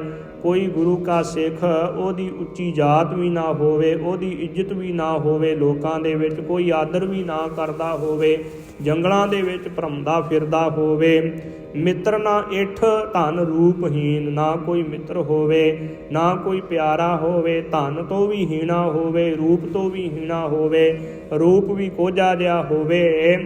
ਕਿਸ ਸਾਕ ਨਾ ਸਿੰਨਾ।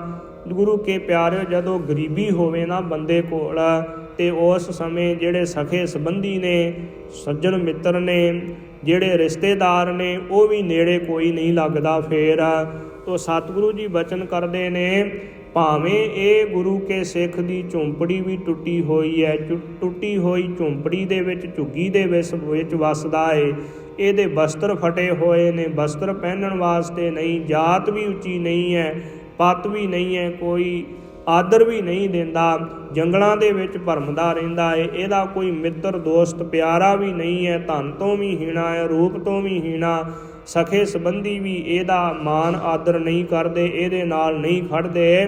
ਪਰ ਸਤਿਗੁਰੂ ਜੀ ਨੇ ਬਚਨ ਕੀਤੇ ਕਿ ਰਾਜਾ ਸਗਲੀ ਸ੍ਰਿਸ਼ਟ ਕਾ ਹਰ ਨਾਮ ਮਨ ਭਿੰਨਾ। ਜਿਸ ਦਾ ਮਨ ਪ੍ਰਮਾਤਮਾ ਦੇ ਨਾਮ ਦੇ ਵਿੱਚ ਭਿੱਜਿਆ ਹੋਇਆ, ਉਹ ਸਾਰੀ ਸ੍ਰਿਸ਼ਟੀ ਦਾ ਰਾਜਾ ਏ। ਤੇ ਸਤਿਗੁਰੂ ਜੀ ਨੇ ਅਖੀਰ ਦੇ ਵਿੱਚ ਬਚਨ ਕੀਤੇ ਕਿ ਤਿਸ ਕੀ ਧੂੜ ਮਨ ਉਧਰੈ ਪ੍ਰਭ ਹੋਏ ਸੋ ਪ੍ਰਸੰਨਾ।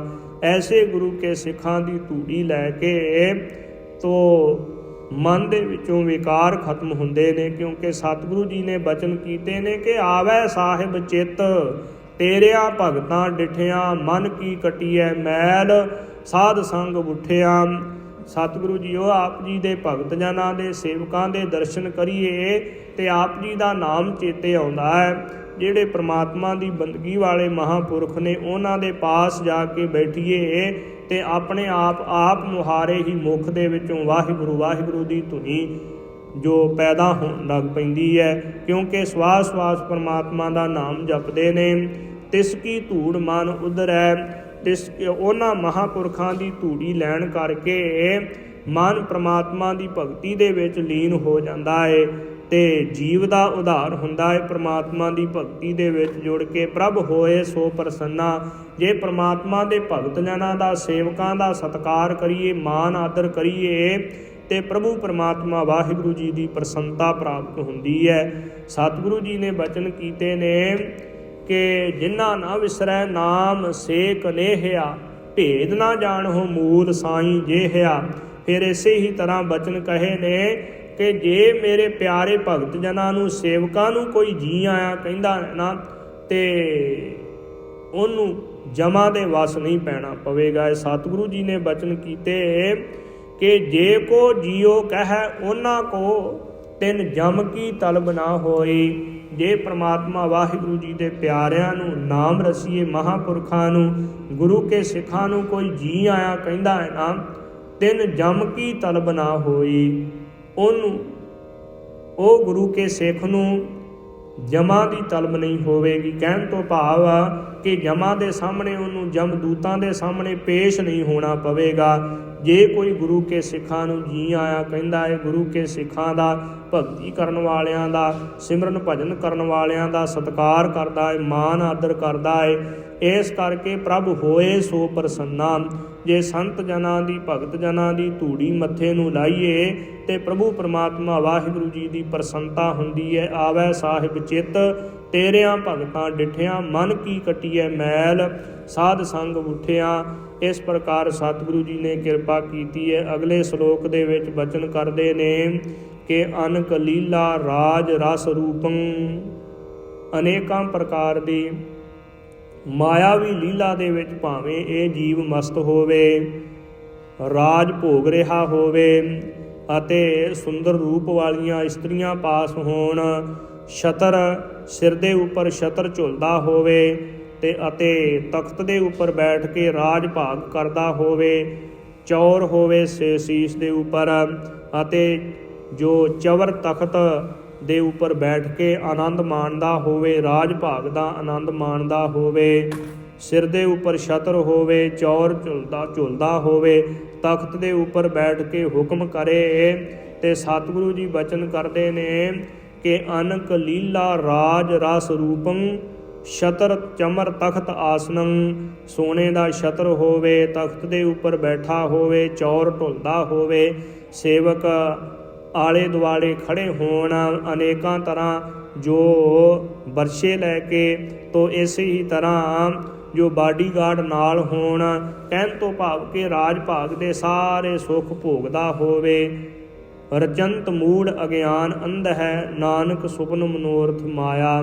ਸਤਿਗੁਰੂ ਜੀ ਨੇ ਬਚਨ ਕੀਤੇ ਨੇ ਕਿ ਜਿੰਨੀ ਵੀ ਰਚਨਾ ਹੈ ਨਾ, ਉਹ ਮੂਰਖ, ਅਗਿਆਨੀ, ਅੰਧਾ ਜੀਵ ਪਰਮਾਤਮਾ ਵਾਹਿਗੁਰੂ ਜੀ ਦੇ ਨਾਮ ਨੂੰ ਜਿਹਨੇ ਵਿਸਾਰਿਆ ਹੋਇਆ, ਇਹ ਸਾਰੀ ਹੀ ਰਚਨਾ ਉਹਦੇ ਵਾਸਤੇ ਸੁਪਨੇ ਦੀ ਨਿਆਈ ਹੈ। ਰਚੰਤ ਮੂੜ ਅਗਿਆਨ ਅੰਧੇ, ਮੂਰਖ, ਅਗਿਆਨੀ, ਅੰਧੇ ਜੀਵ ਨੇ ਜਿੰਨੀ ਵੀ ਰਚਨਾ ਰਚਾਈ ਹੋਈ ਹੈ, ਮਾਇਆ ਦਾ ਪਸਾਰਾ ਕੀਤਾ ਹੋਇਆ, ਅਗਿਆਨੀ ਅੰਧੇ ਜੀਵ ਨੇ ਜੋ ਰਚਨਾ ਰਚਾਈ, ਨਾਨਕ ਸੁਪਨ ਮਨੋਰਥ ਮਾਇਆ। ਸੁਪਨੇ ਦੀ ਤਰ੍ਹਾਂ ਹੀ ਉਹ ਪਦਾਰਥ ਭੋਗ ਰਿਹਾ ਹੈ।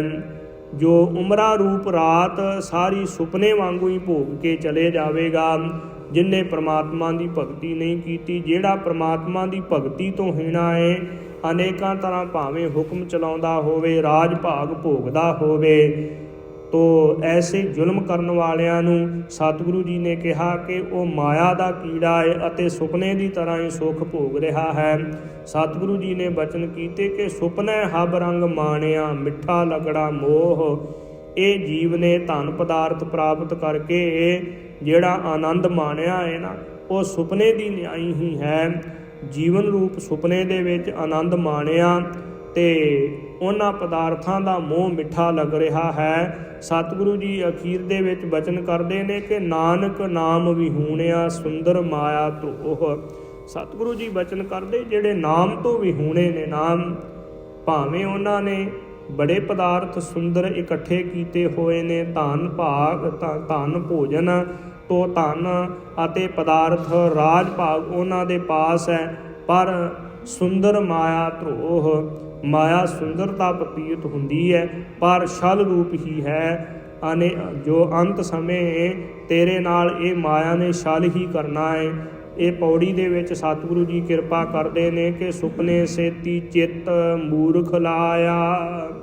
ਇਹ ਮੂਰਖ ਅਗਿਆਨੀ ਜੀਵ ਨੇ ਜੋ ਸੁਪਨੇ ਜੈਸੇ ਪਦਾਰਥਾਂ ਦੇ ਨਾਲ, ਸੁਪਨੇ ਜੈਸੇ ਜੀਵਨ ਦੇ ਵਿੱਚ ਸੁਪਨੇ ਜੈਸੇ ਪਦਾਰਥਾਂ ਦੇ ਨਾਲ ਚਿੱਤ ਬਿਰਤੀ ਨੂੰ ਜੋੜਿਆ ਹੋਇਆ ਹੈ। ਜਿਹੜੀ ਇਹ ਜ਼ਿੰਦਗੀ ਭੋਗ ਰਿਹਾ ਹੈ, ਇਹ ਸੁਪਨੇ ਦੀ ਨਿਆਈ ਹੈ। ਇਹ ਜਾਣ ਲੈਣਾ ਕਰ ਗੁਰੂ ਕੇ ਸਿਖਾ ਕਿ ਜੀਵਨ ਤੂੰ ਬਸਰ ਕਰ ਰਿਹਾ ਹੈ ਇਹ ਸੁਪਨੇ ਦੀ ਤਰ੍ਹਾਂ ਬਤੀਤ ਹੋ ਰਿਹਾ ਹੈ ਤੇਰਾ। ਜਿਵੇਂ ਸੁਪਨੇ ਦੇ ਵਿੱਚ ਸੁੱਤਿਆਂ ਹੋਇਆਂ ਬੰਦਾ ਅਨੇਕਾਂ ਹੀ ਪਦਾਰਥ ਪ੍ਰਾਪਤ ਕਰ ਲੈਂਦਾ ਹੈ, ਰਾਜ ਭਾਗ ਦੇ ਉੱਪਰ ਬੈਠਦਾ ਹੈ ਅਤੇ ਸੁਪਨੇ ਦੇ ਵਿੱਚ ਪਦਾਰਥ ਮਿਲਿਆ ਹੋਇਆਂ ਨੂੰ ਦੇਖ ਕੇ ਬੜਾ ਖੁਸ਼ ਹੁੰਦਾ ਹੈ।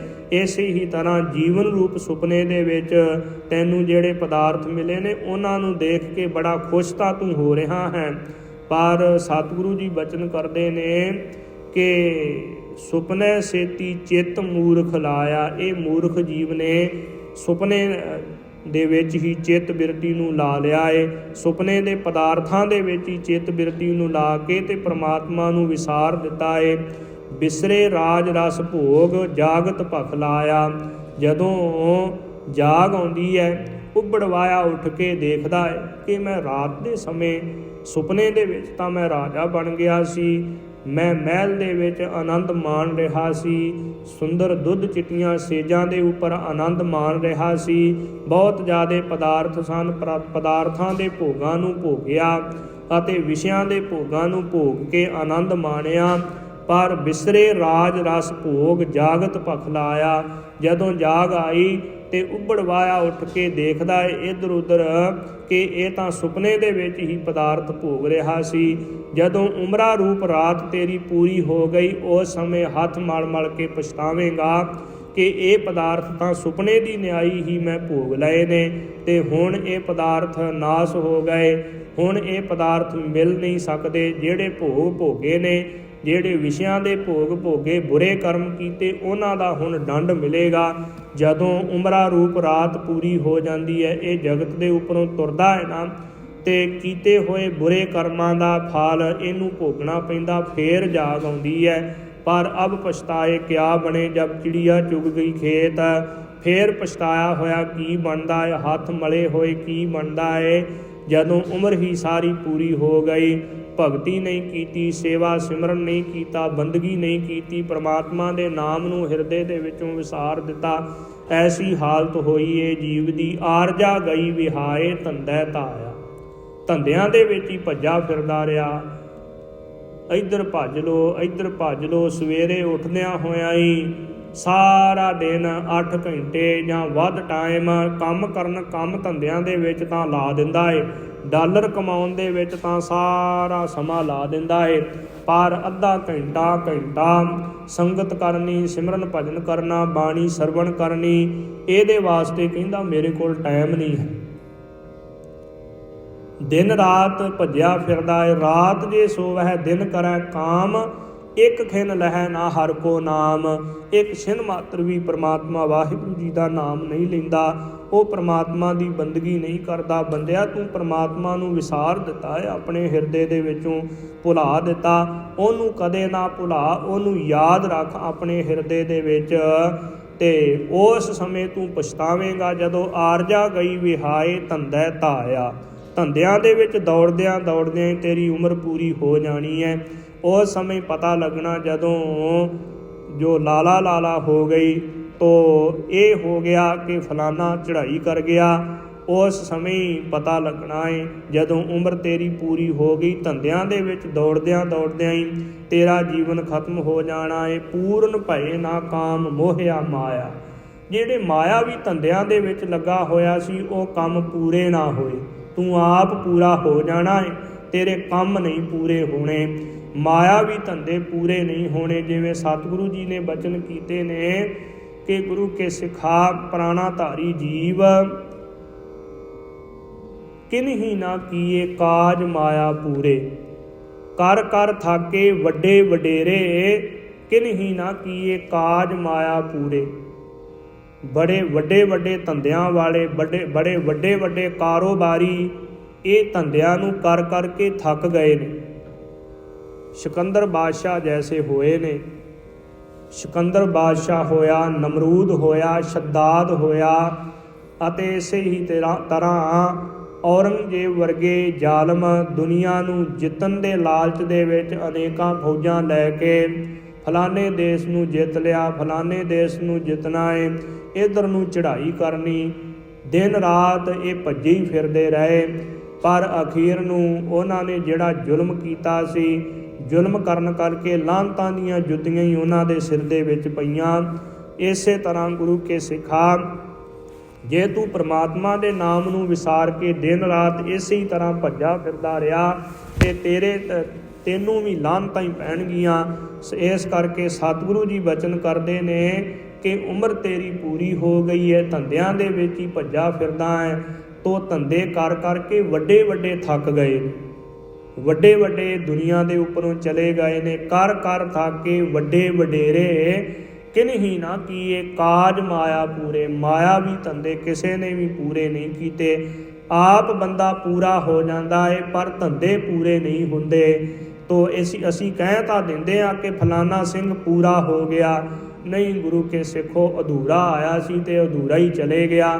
ਕਿਉਂਕਿ ਜਿਹੜਾ ਕਾਜ ਕਰਨ ਵਾਸਤੇ, ਜਿਹੜਾ ਕੰਮ ਕਰਨ ਵਾਸਤੇ, ਸਿਮਰਨ ਭਜਨ ਬੰਦਗੀ ਸੇਵਾ ਸਿਮਰਨ ਕਰਨ ਵਾਸਤੇ ਆਇਆ ਸੀ, ਉਹ ਕੰਮ ਤਾਂ ਕੀਤਾ ਨਾ।